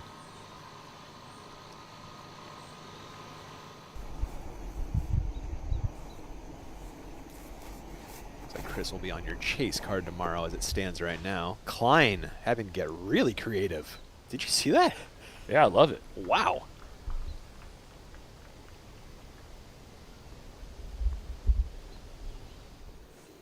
McBeth, thoughts on the lie?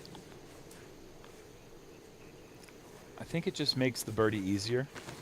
He's not quite in position to attack for the eagle, but with this shot here, it's just going to put him in a great spot. Just pretty easy pitch up around the corner now. Yep. Not quite close enough to justify a run, even though this green does kind of give you a chance with the backstop to give it a little bit of pace going into the green. Gannon Burr and his second. Is there a skinny line to the green? There's a skinny line to the green. Wow. A highly aggressive line. He doesn't need to do anything like that. I was going to say, what does the disc golf math tell you to do here? The disc golf math says take your forehand, pitch around the corner, take your four.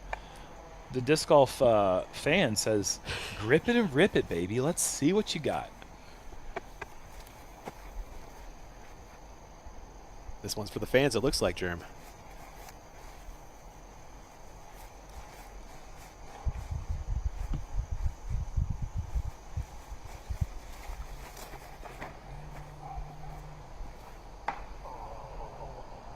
The benefit of going for it and staying in the middle of the fairway is he still has a chance to get the birdie. Might have been. That might have been. Not off by much, but enough. Terry, what do you think of that play there from Burr? You like the idea? And how's the result actually as well? It hit off of a tree and then kicked back toward the...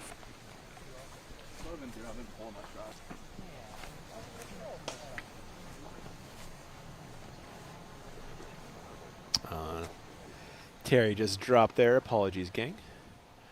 Barella, his third.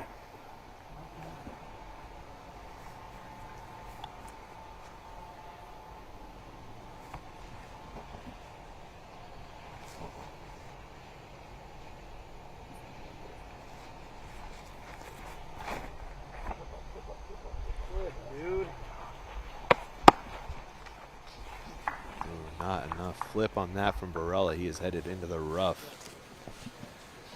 Some thick rough over there too. Yeah, I think he should be on the edge. I don't think it'll be hard for him to get in there, get up and down and save the par. But this is another one of those holes you really need to be getting yourself an opportunity to birdie this hole. He already took a par on the easiest hole in the course on hole 4, and many other opportunities just fallen by the wayside. And this is a hole that a couple of good shots is all it takes to put yourself in position for the birdie. Klein, his third. Is there enough turn? It's not enough turn.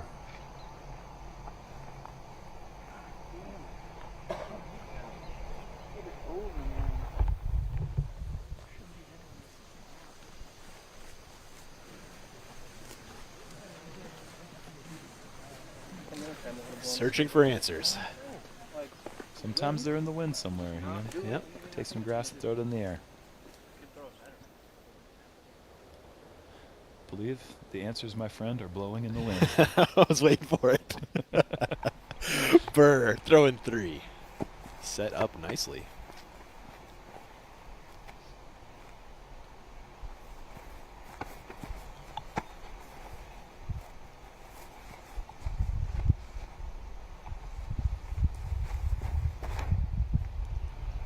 This also is going to fail to turn over, so 3 consecutive shots just lacking the power to get that turn necessary to get inside C1. Terry, is the wind the reason for these misses, or what are you feeling down there?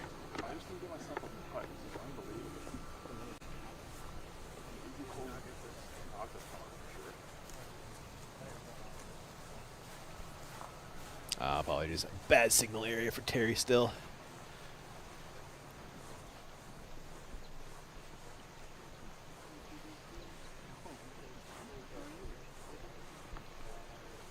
McBeth, his third. In great position to overtake the lead. Just needs one solid approach shot here.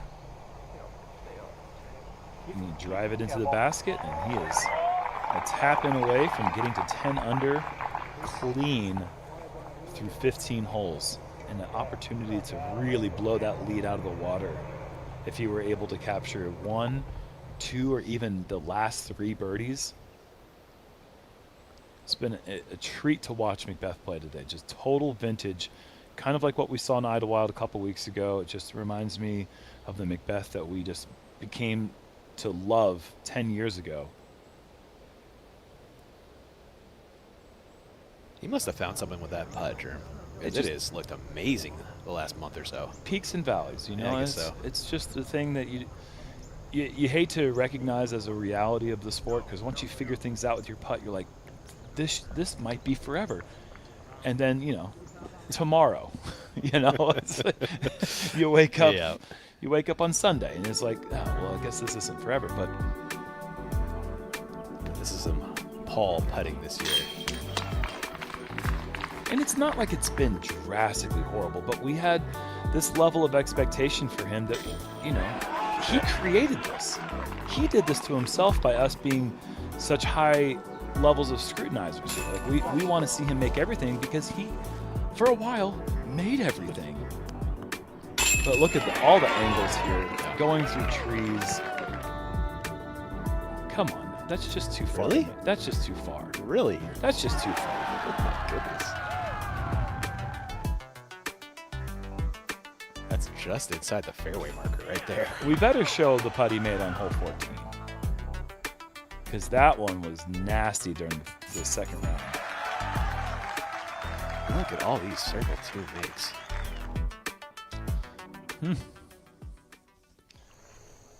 That list could go on for another 15 minutes and I wouldn't care. No, it'd be fine. Actually, that Kyle Klein in the woods? It appears it is. Headed back to the bag. So much of the game is centered around the confidence of making a putt. I mean, yeah. If you feel like you're going to make your 40-footer, it allows you to feel free off the tee. Your shoulders get looser, and you carry yourself with more confidence, and that translates to every part of the game. So just because you're confident you're going to make your putts means your approach shots get better, your drives get better. Everything is increased. Klein looks like he's going through, Germ. Oh, wow. Oh, he had that little gap on the way out. Fortunate. That's precarious in there, man. A few inches left or right, and he could be in a place where he's got to pitch backwards. We saw it this morning. Pierce had to pitch backwards out of these same woods. Barella has a look at birdie somehow. What a cool make this would be. This would be something. He needs it, though. Come on! What a get. From the heart of darkness. The guy was just out of position off the tee. Oh, yeah. After 2. Yeah, not in a good position after 2. Uh-huh. And a really bad position after 3. Walk away with the birdie. And he really got through everything to get to that place where he was even close enough to attempt the putt. They're giving him 50 feet on that make, Gerrit. I'm selling 50 feet. That's inside 50 feet. I'm not buying 50, but it was impressive nonetheless. Burr, another forehand putt, maybe?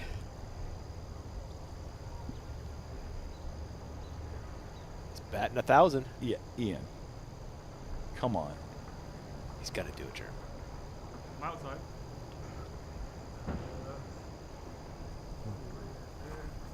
It looks outside. Okay.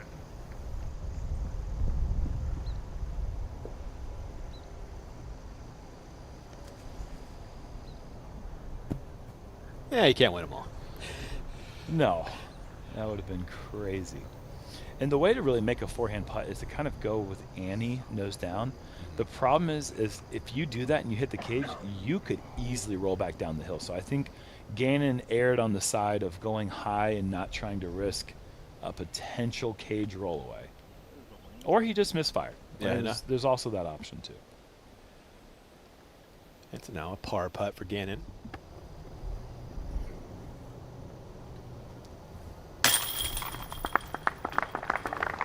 So unless something, it's impossible at this point.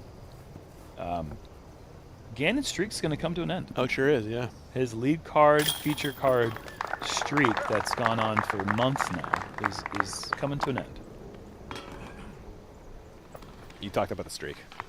That's what happens, Jeremy, when you talk about a streak. I don't want to talk about it. Paul McBeth, your solo leader at the Discraft Great Lakes Open.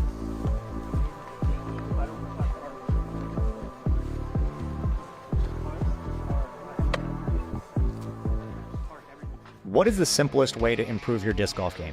The answer, learn from the very best. Paul Ulibarri, Simon Lizotte, Ezra Aderhold, and Holland Hanley. They're not just players, they are your elite coaches guiding you every step of the way. The Power Disc Golf Academy is the premier online disc golf academy with over 150 on-demand lessons that are specifically designed to improve your skills right now. So what are you waiting for? Join today at powerdga.com. My name's Paul Ulibarri, and I use the Uli Signature All-Terrain cart. I use the all-terrain because when I'm on tour, I typically use a lot more discs than a lot of people, and this is the slimmest cart you're gonna get with the most disc capacity. It's easy to navigate around the course, and the height of the seat, perfect for a rest spot. Also easy to transport in your vehicle from spot to spot. If you're like me and you carry a lot of discs, this is the cart for you. McBeth, tee of 16, our island green at the toboggan.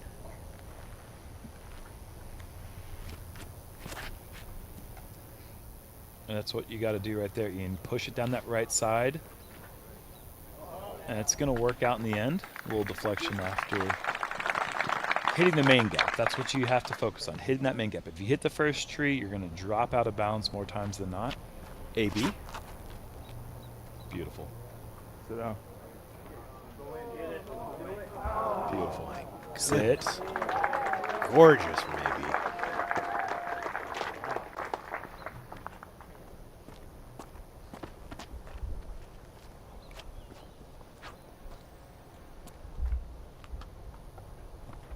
Burr.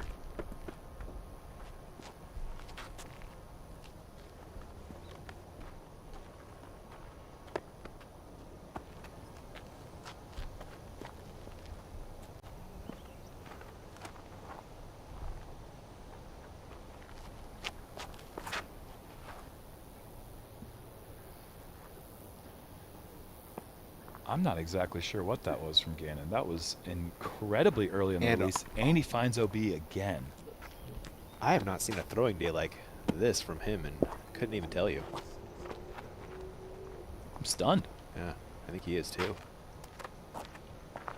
Klein.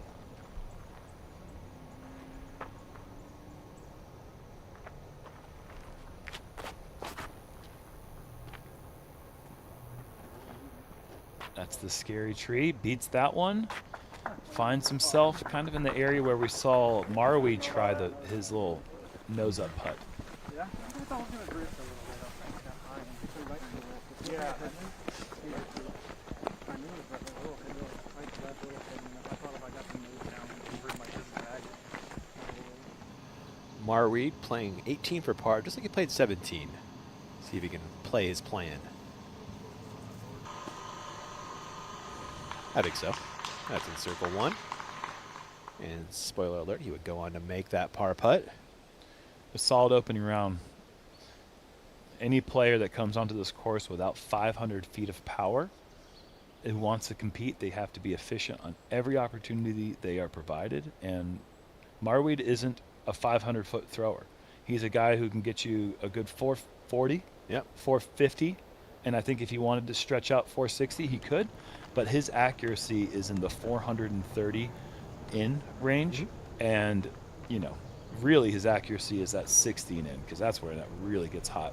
But he shooting a 6 down today is that's firing on all cylinders. And he can go lower than that.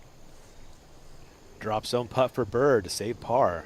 Obi looming beyond the basket. With his speed on his putt, this is a really tricky proposition for him.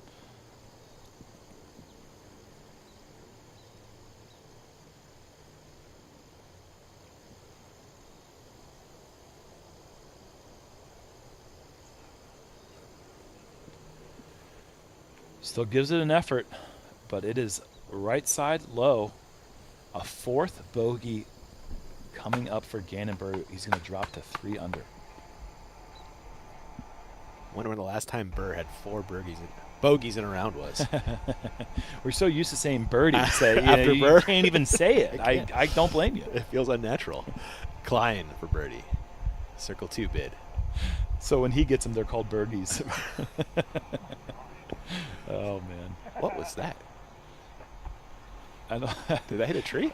Anthony's laughing, so I'm guessing that's probably he's getting a clue from Kyle that it's okay to laugh. Otherwise, I don't think he would just dog him like that. McBeth for a 2-stroke lead. Oh, the first real bad misrelease from McBeth on the green. That OB right behind the basket will get you doing that, though. Great point. Barella will grab a stroke on the card with his birdie putt. And 2 on world number 1 Burr, who will pick up a bogey. Par coming for Klein.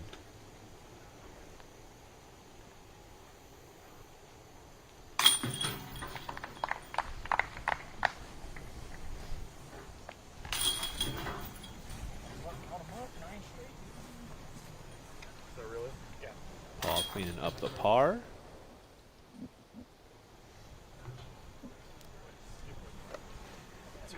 And coming up after the break, the iconic hole 17.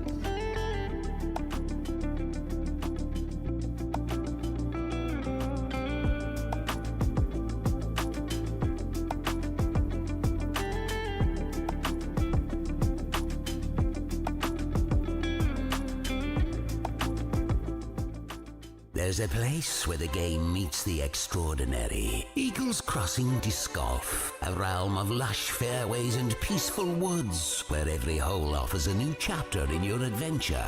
Explore this one-of-a-kind disc golf property that boasts not 1, but 2 championship-level courses. Eagles Crossing is where your perfect round begins. Book your tee time online at eaglescrossingdiscgolf.com. Hi everyone, I'm Katrina Allen on behalf of Team DGA. We're going to talk to you today about the release of my Typhoon in the Atmos plastic.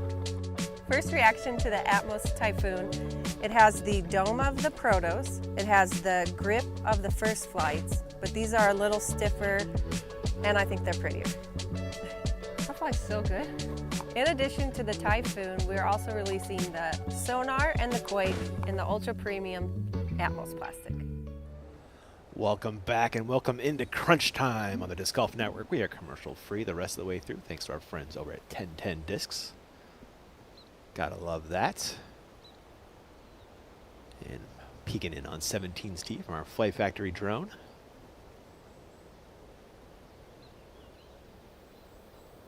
A demanding tee shot. Love to have this man's arm, though. Who wouldn't?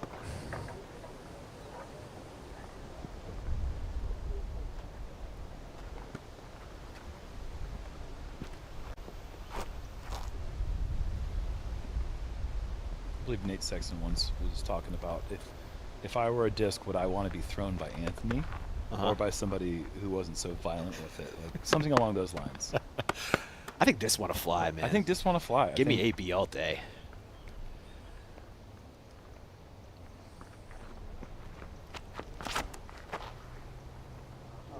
And the wind turning over.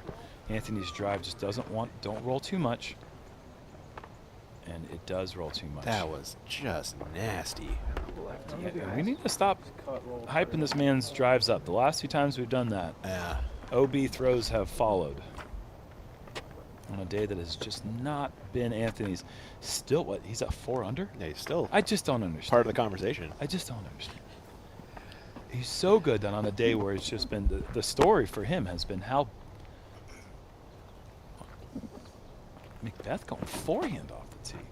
And this is just, that's a reservation play. And he's just content with a par. With the par, yeah. There's no play for birdie from back there. Maybe a wind read after watching that AB drive. It's the best mistake to make. Be in bounds, out of position. Yeah. Klein, another forehand.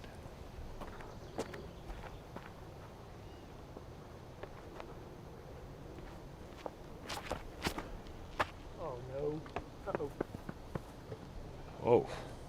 It's badly sawed off by Klein. Is he? Side hill right there? Yeah. Okay.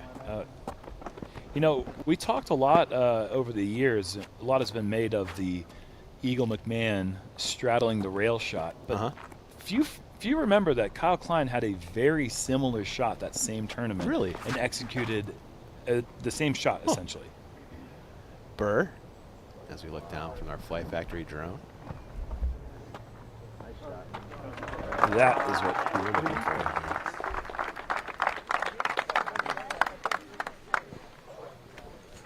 And a note to our watchers on YouTube, if you watch today, thank you so much for watching, but also love if you considered subscribing to the Disc Golf Network.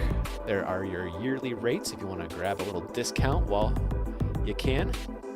A whole year of live disc golf. And 26 is shaping up beautifully. And the finish to this year, so many awesome tournaments down the stretch, Drew. It's my favorite way to wake up during the weekends. When I'm getting ready to go play my rounds, I'm throwing DGN and I'm watching the FPO play. And awesome.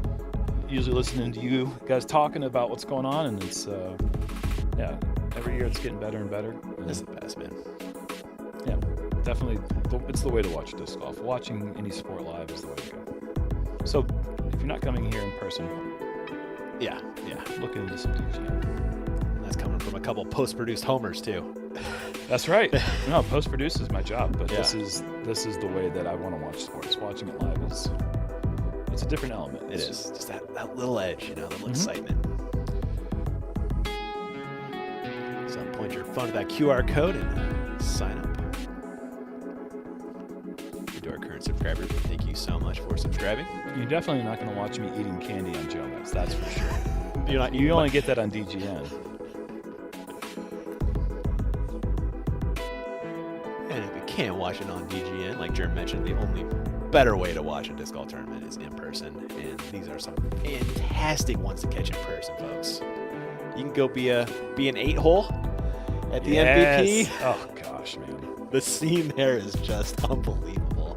And come on, GMC, Smuggler's Notch. Oh.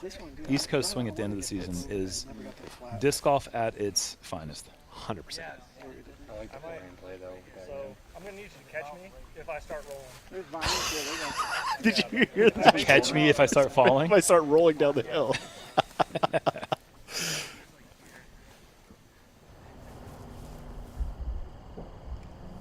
Not far off from where Eagle threw that. Oh! we lost him. That's gonna get beeped. What a shot, though! Oh my goodness! What? How is he on his feet? I don't think he was there the whole time. I think he just got back there. We just lost Kyle Klein. He's fallen out of the bottom of the camera. That was an amazing show. But seriously, also an amazing shot from Kyle. Whoop, whoop, whoop. Oh, we got it. Oh, wait, here's the angle. Oh, yeah, he didn't stay on his feet the whole time. Sure. Okay. But he's got the finger up. I'm okay. He knows it's a good one. That's why. It's the player getting carted off the field with his finger up in the air saying, win it for me. I'm okay. McBeth second. I think it's out there. Just a normal throw. All right, so best case scenario, McBeth could get a birdie on 18 and have a 2-shot lead.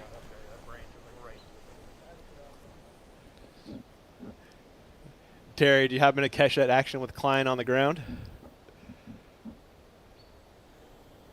Yeah, I'm over on the fairway of 1, which is a perfect vantage point to see it. And just as you guys said, he goes tumbling down, makes 3 or 4 revolutions, and then pops right back up. He's ready to go. When it's a good shot, yeah, it's easy to spring up pretty quickly. I don't think McBeth would have done the same after his last shot just a moment ago. Not nearly as good. That was fantastic. What a great moment. Barella, his third. A couple different ways to take this. Straight at it or the big hyzer. He's going straight at it and missing it left.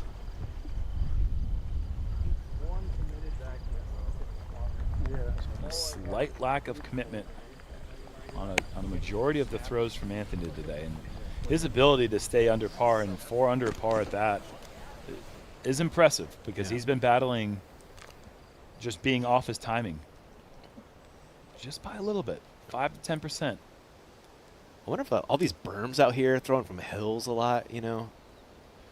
Well, it's also, I mean, 65 degrees is pretty chilly considering what we have been playing in. You know, just 2 tournaments ago, Ledgestone was, I would say, one of the top 10 hottest tournaments I've ever played. I was hearing that a lot. My fingernails were sweating, man. It was just relentless. And, you know, it feels like we're in the middle of fall right now. This happened last year, too. We headed to Deglow, and it finally got cool. There's been some hot days out here in the past, too. I prefer this over those scorchers. Burr in position to attack this green. Birdie would grab a stroke on the card. And Gannon also missing left side, but avoiding the thick rough. He's got an open look from just outside the circle, I think. Something buried in there. You went 6 feet before you hit the ground. You tucked up well. I told you I was going to go for it. He tucked up right away. You knew he was falling. Yeah. I didn't know if there was storms, but I just grabbed every plant I could. It's like, yeah, because when you started coming down, I was like, I'm actually going to start walking that way to grab them when you get what I'm saying. Are you looking for mine? Yeah. Okay. I don't like where Paul is walking, by the way. I don't like where he's walking either. And I know McBeth would have been a great player to have on my team. But in the situation, I don't think he's going to be a team player in the sense that he's going to be catching Kyle Klein as he's falling down the hill. I think he might be getting out of the way. No, but I have like a little window. Oh, I could probably see that too. Look around. Leave this just in case. All right. Yeah, that's what Terry alluded to a little while ago. This McBeth second was not good at all. I didn't know it was this bad, but the rough is fully 4 feet over his head. Tomahawk, you think? It's more than likely going to have to be either that or he's going to stretch back this way into the fairway somehow. It's going to have to be creative and lucky, I think, if he's going to want to walk out of here anything better than bogey. I think he swung a forehand up the hill. Yeah. Yeah, great shot. It looked like he had a little alley on the far side of that bush right there. And the tough thing about this rough is that not only is it incredibly thick and very difficult to get anything through, there are so many places where the briars are wrapping around the bases of each one of these bushes, and so it might look like it's a Russian olive or something else. You get in there and it's a combination of 3 or 4 different plants, and you're walking out bleeding. It's not a place you want to be. It's a long birdie look for Klein. Deserves it after that second, though. That would have been incredible. Yeah, he'll take a drop in par, though. How do I barely make that up?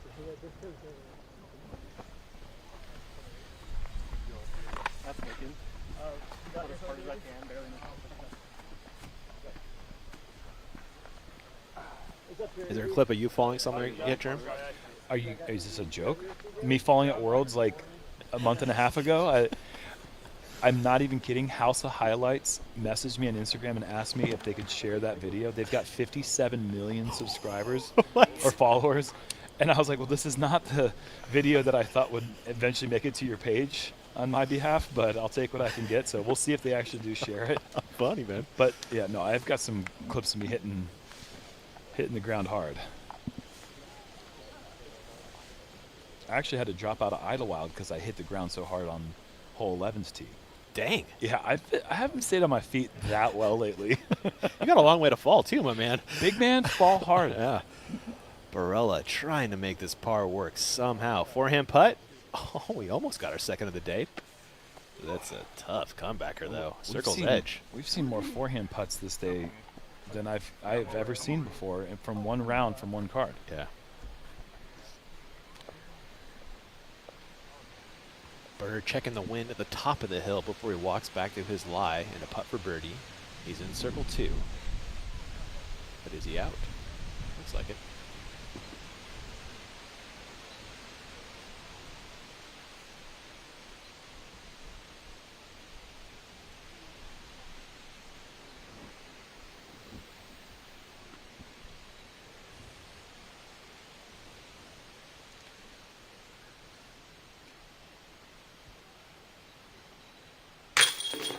Gannon in the heart, as you'd expect. Give him an opportunity on the green on a day that hasn't been his best. He's going to take advantage of it, and that'll get Gannon back to 4 under. Now, if he takes a par on this final hole, he'll shoot what I think is a 1035 rated round. Nearly 30 points below his rating, which is crazy to think. He's been so consistent lately.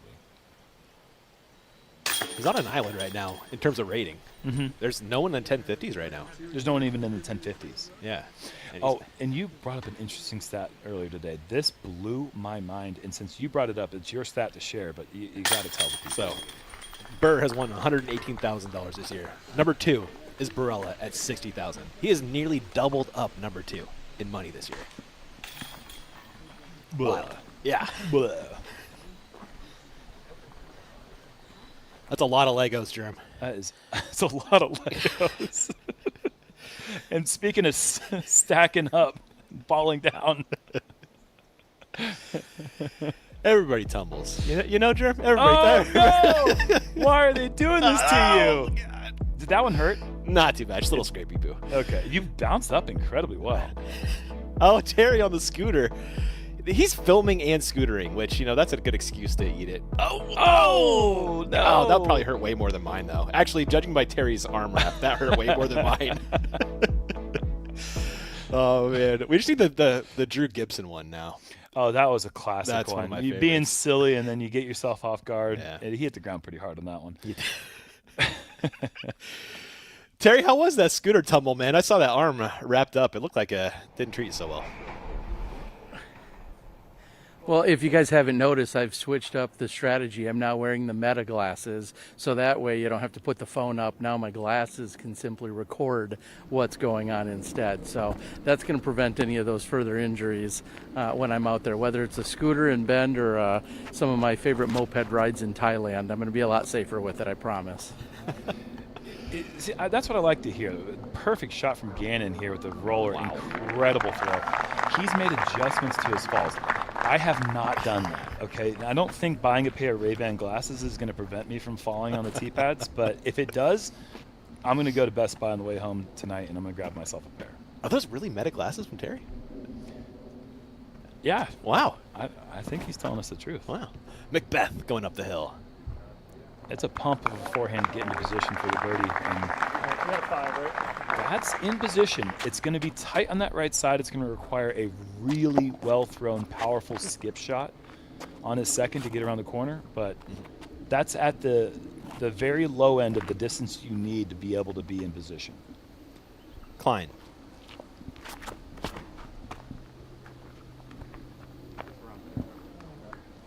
Also well thrown, probably a very similar position to McBeth. Oh, just a little bit past him.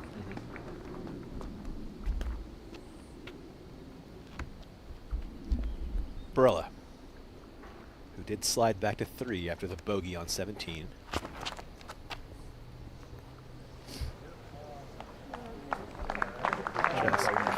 Yeah. Closest to pin. Well, maybe the roller.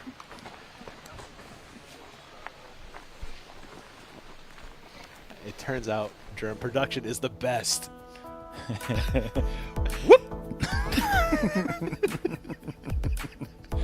That is injury to insult. Yeah, it really is. At least Kyle threw a great shot, you know? Oh.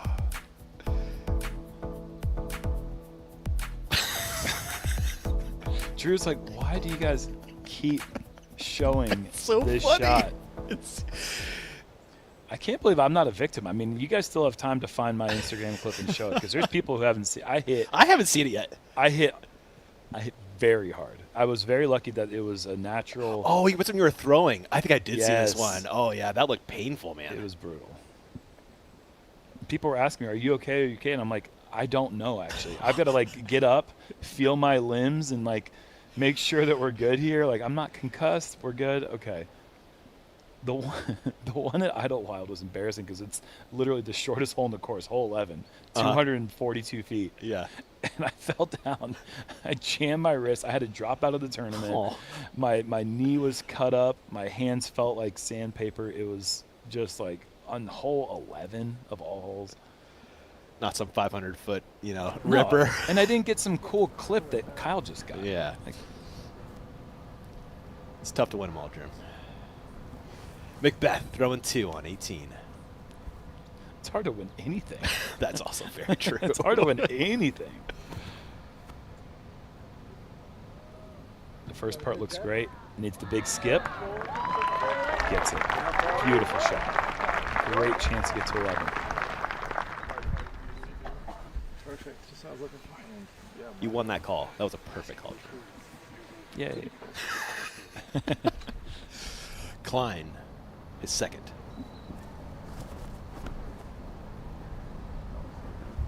Needs to get right. Looking really good. Gonna get right. Beautiful.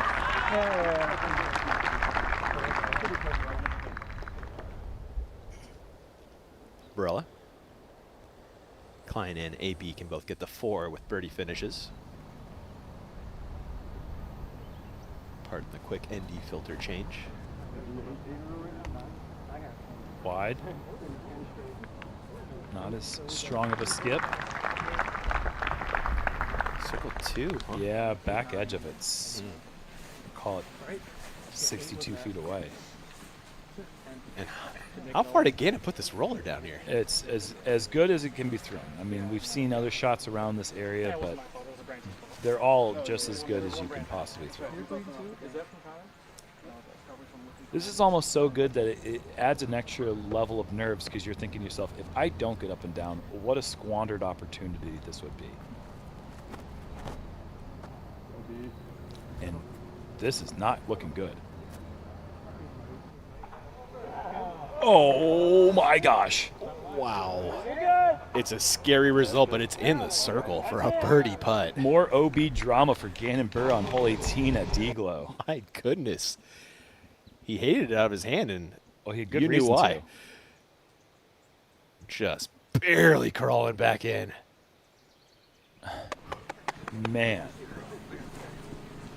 Getting away with that one.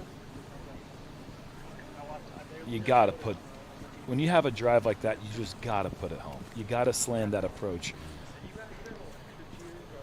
And AB's just saw 2 players with shorter drives than his throw it to inside C1, and he comes up well short. The better the drive was on this group, the worse the approach. That's funny, huh?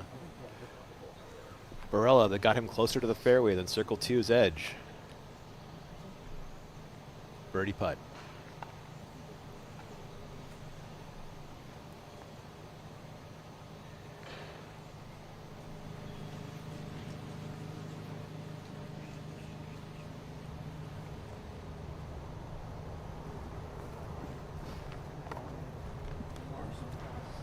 Not to be for AB, but that's kind of been his day.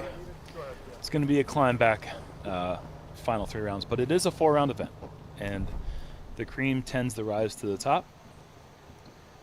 We'll be back 7. You need to make up more or less 2 a day. Doable. McBeth to make it 11 in a 2-stroke lead. Incredible round of this one. The only time he was really in trouble all day long was after his second shot on hole 17. Scrambled that one well. He putted great. Only missed that 1 putt on 16.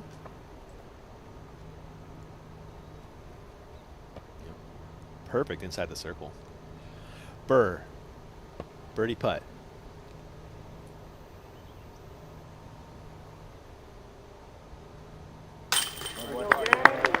Four bogeys. We're going to call them 4 birdies. He got 4 birdies today and still managed to not play his best and shoot 5 down.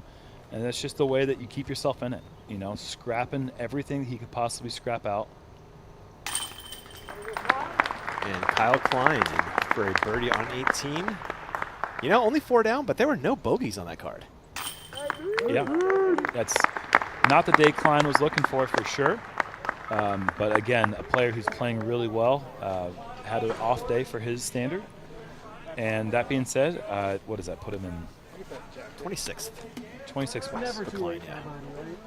Well, no, that'll jump him up a little bit. Oh, yeah, with the added stroke. It'll jump him up to 17th place. So Okay. still top 20. Not bad at all. So your lead card set, McBeth, Heimburg, Heinan, and Anttila going into round 2. Very cool. 61 for Gannon, 63 for Avi, 55 for Paul, 62 for Kyle. 55, 61, 62, 63. Yeah. I think good. Not bad. I've seen better. Dude, for a second. You were thinking? Back against the wall. We've got a bazooka nerf attack happening. This is Albert Tom chasing, I think, Calvin Heimburg. Because Calvin's been big on these Nerf bullets lately. Uh-huh. And they've just been shooting darts. Yeah, Zach Melton, of course, he's in the mix. I actually found some of these in my RV one day. Did you really? Yeah, I just don't know how that even is possible. Because I don't own one of these guns.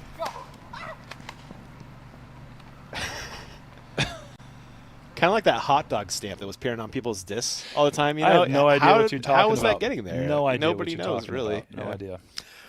Whew. What a day at the toboggan. Mm-hmm. McBeth plus toboggan. Mm-hmm. It's a good show. I like. We'll take it.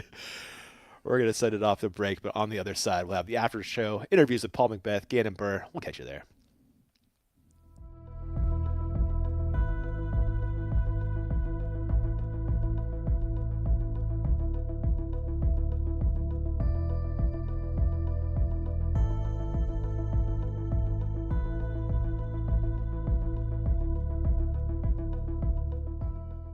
This season, Team Discraft is making a statement, and the message is loud and clear.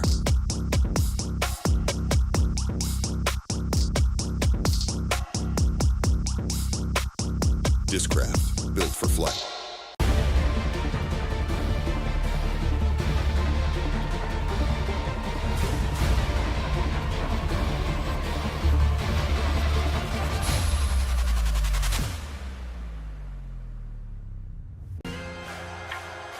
Legends built it.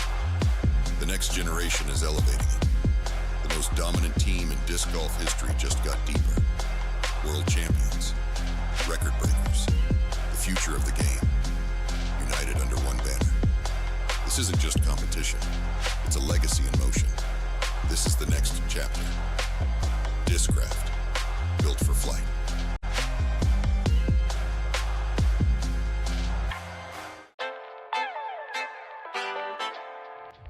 What's going on, guys? Hold My Bag just launched the greatest disc golf fantasy game in the universe. Hold My Bag just dropped the best fantasy disc golf game the planet has ever seen. I want to tell you guys about the newest disc golf fantasy game on the market. One of my favorite parts is the Hold My Bag.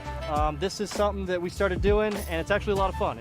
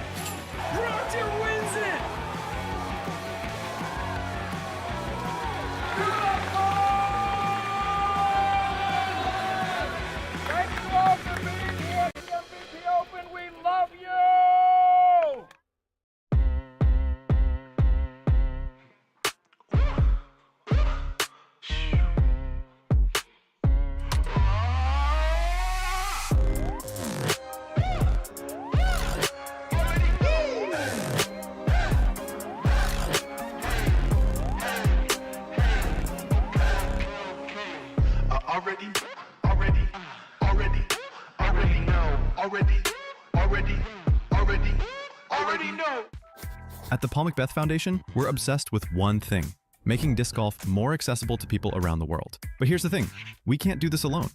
This September 20th, we're trying something massive. It's called Throw for More. Here's how it works. You get sponsors, play as much disc golf as you can, and every hole brings the sport to someone new. UDisc believes in what we're doing so much, they're donating 10 cents for every single round played that day. Your rounds on September 20th, they count. Register at throwformore.com.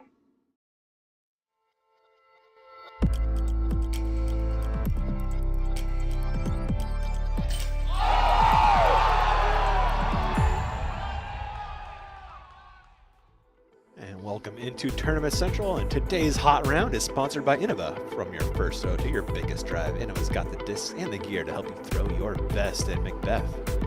Threw the best today. Oh, incredible round. What was it, 1078? Preliminary rating on that one? So pretty hot. You definitely channel some great memories from this place. Started early. He's the only player. One of 5 players to birdie hole 1, and then one of only 2 players to birdie the first 2. And then the list becomes down to just him when he birdied the first 3 holes. Kept it rolling as he worked his way into 4. Gorgeous approach. And then, wow, about this drive on 5? Oh, just buttery. It's as straight as you could throw this shot. Typically you want more of an S turn. This thing barely drifted left, barely drifted right, just out of his hand to the pin. Perfection. On 7, slightly out of position. Not anymore. No. Look at all these bullseye hits. Getting it done on the 9, that really, really presents scoring potential, in my opinion. The front 9 has the most birdies available. And then big time putt on the 14th. And in the booth is Paul McBeth with our man, Terry Miller. Let's head on down.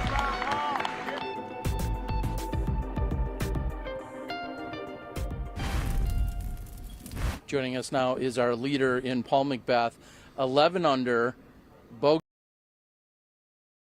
of your next closest competitor in Calvin Heimburg. Yesterday, 2 things that jumped out at me were phrases that you used were putting and focus. So I ask you, grade yourself on both of those aspects this round. Putting was solid. I laid a couple up, and then 16, that hole's tricky. You got like a little wind tunnel effect there because you got 1 and 18 and 17 right there, so the wind's always blowing. So I was kind of like, if I put it at the center and it lifts up, it's going to go OB. You know, that basket's right next to it. So that one, I felt like was like my only true miss today. So I missed it how I wanted to. You know, I wanted the wind to lift it up and put it in the basket, but it hit the cage, and that's kind of what was expected on the safe side. But other than that, I felt like everything was in control, and I made all the ones I needed to. What does it mean for you to get off to the start that you did? You were, of course, 5 for 5, and then ultimately 7 for 8. I mean, nobody else even went 3 for 3, let alone stringing them together the way you did. I feel like 1's kind of a bonus out of all those. 2, I threw a good drive, so with it being in that right position, it's kind of an interesting spot. So it's kind of just throw it up into that trees, hope you get over the berm. I was on it, which is good. And 3 and 4, it's kind of just throwing bounds. If you're in bounds or in those trees, you should be able to get up and down. But 5's a bonus. So those were good. But I'm happy with how I shot. I mean, 5 for 5, I would take that any day. 1 better than the last tournament, right? Well, and then when we're looking at conditions and everything else, yesterday we were talking about, you know, possible scores and if double digits was there. Obviously, you got there today. If we see an uptick in wind tomorrow, do you think that affects? And maybe explain to everyone at home, how windy was it for you during that round today? We were kind of lucky on the early ones. We were warming up. It was windy, and then we stepped up to hole 1, and it was kind of threw us off a little bit because we weren't really feeling the wind too much. So I think we all went a little bit more stable. As you can see, like AB and Gannon's drives were quite short because we stabled up, you know, thinking that wind, and mine kind of got there a little bit easier. But I feel like I had to take advantage of the calm conditions on the first couple. But then it really picked up towards the end. As you can see, we kind of took a lot of pars there. Didn't really go for a lot of holes, like 17, 16. It was just get it on the island, and I wouldn't even go for it for the putt, really. So it definitely picked up, and I think tomorrow the goal is just keep it in bounds. Don't take bogeys. And, if you get birdies, great. But if the conditions are like it's forecasted to be or has been forecasted to be, who knows? I think 5 under might be hot. Who knows? All right. Well, then final question is, you were leaps and bounds ahead of everyone else on your card. I mean, just pulled away and were nowhere near them really when it came to the scores. How aware of that are you? And are you thinking about that at all during a round? Not really. Like they weren't playing terrible, but it's kind of hard to tell out here, with some of the par fours, and you kind of get mixed up. Like I was kind of asking some of them what they were getting on the holes because I couldn't keep track of what people were taking on some of the holes. But like Gannon, I was surprised when he said if he birdied that last hole, he'd shoot 5 down. But it seemed to be every time he got a birdie, he got a bogey to follow. And AB was just a little off today. Like you could tell, it just seems like he didn't throw any discs with the right amount of power. Everything was a little soft. And Kyle, I don't know. Kyle just got a lot of pars. He did. I'm sorry, I do have one more. A teammate of yours, she wanted me to ask, what are you throwing out there? She said that maybe there's a popular driver that you were leaning into? Yeah, majority of my drives right now is Captain Thrasher, last year's and this year's. So I've been losing a lot of my forces. So a lot of the Heinan forces that I was throwing, lost a lot of them at Ledgestone and more at Idlewild. So I've had to supply my bag, and those things have been pleasantly surprising. I got 4 of them in my bag, and actually I really only carry 1 force, so I threw another one in today just because of the wind. But that was my biggest driver of the day for sure. Missy Gannon loves the Thrasher. As you were out there thrashing the course, 11 under. Paul McBeth, we'll see you in round number 2 on the lead card. Thank you. Always lovely to hear from Paul after a round. In reaction to his words there, Jim? I just remembered all of a sudden when you talked about one better than last week or last tournament, he's talking about how he started 4 under through the first 4 Idlewild, all 3 rounds. And then he started 5 for 5 today. So this man hasn't had a par in the last 16 first holes. So it's just incredible. He's starting his round off early, giving himself a chance to score well. And I mean, 7 through 8 today, just a fantastic start. Yeah, awesome stuff there. Let's bring in my man, Terry Miller. And Terry, love to ask you about, you asked Paul about this. What do you know about our weather for tomorrow? I see that little wind notification on the weather app. What does that mean exactly? I feel like we've been talking about this for a couple of days. Once we saw that this cold front was going to come through, we had temps in the high 70s and low 80s just on Tuesday and Wednesday, and then everything filtered in this morning. And with that, I've been watching throughout the last few days about winds that can go anywhere from 5 to 10, upwards of 11 to even 18 or 23 miles per hour at some point. Now, I don't believe the weather until I'm actually in it. That's kind of my standing rule. But with how much we've been talking about the wind, I expect to see some and feel some out here. And we know that's always exaggerated when you're throwing up and down a hill. And so it's going to make things more complicated out here for sure. And it's going to be all about keeping it in bounds.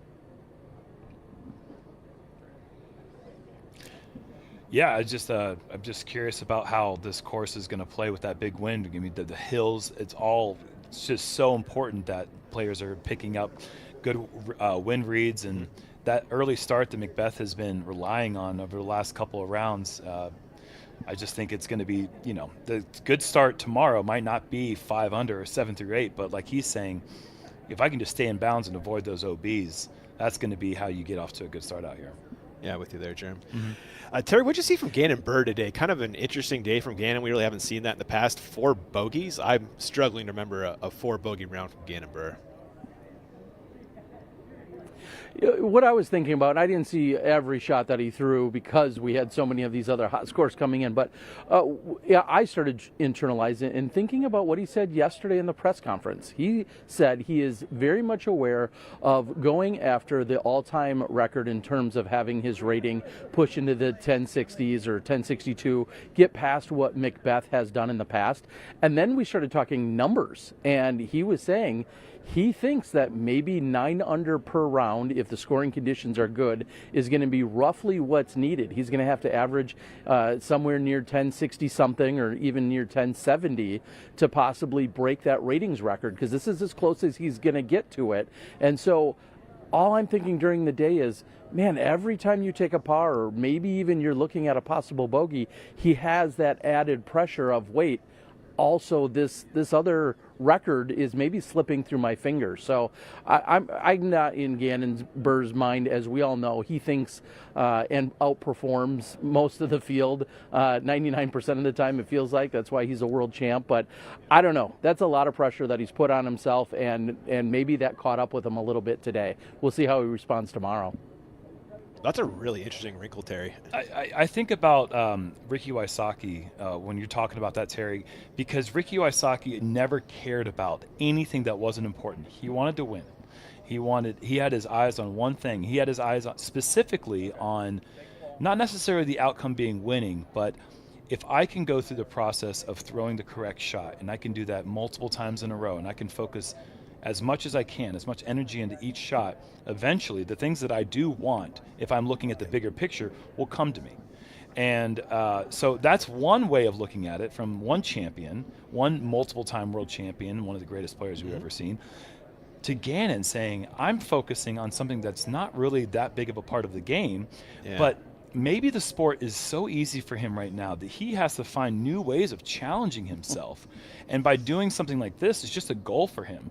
I mean, and he gets the 1065. If that, 1062 or 1063 or whatever he ends up getting to, if he's able to achieve that, that's a mark that I just don't see anyone ever breaking. So he's thinking about things in like the 4D chess method, and I just can't even wrap my brain around that being able to perform that way. But it seems to work for him for the most part. It's working so far. We'll see. It's kind of like McBeth. They're always looking for that chip on the shoulder, perhaps. I don't know. Terry, I want to thank you for 2 laps around the toboggan. It's never easy.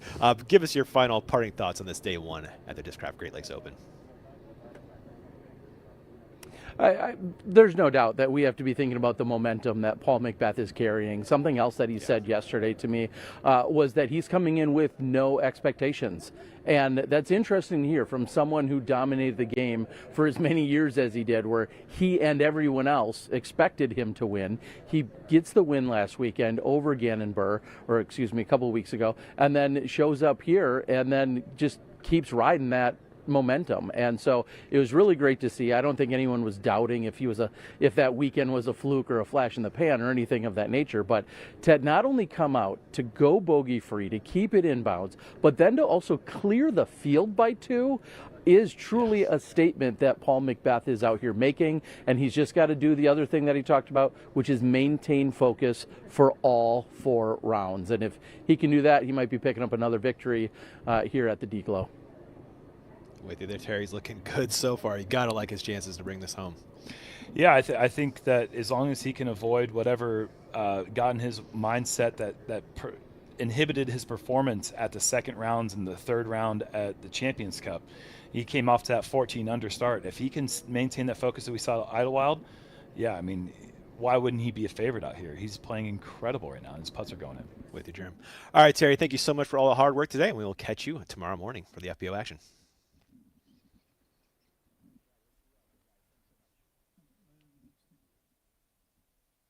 All righty, Jerem. It is the OTB time of the day. Oh, yeah. That's a clear-cut favorite for me. Little forehand flicker?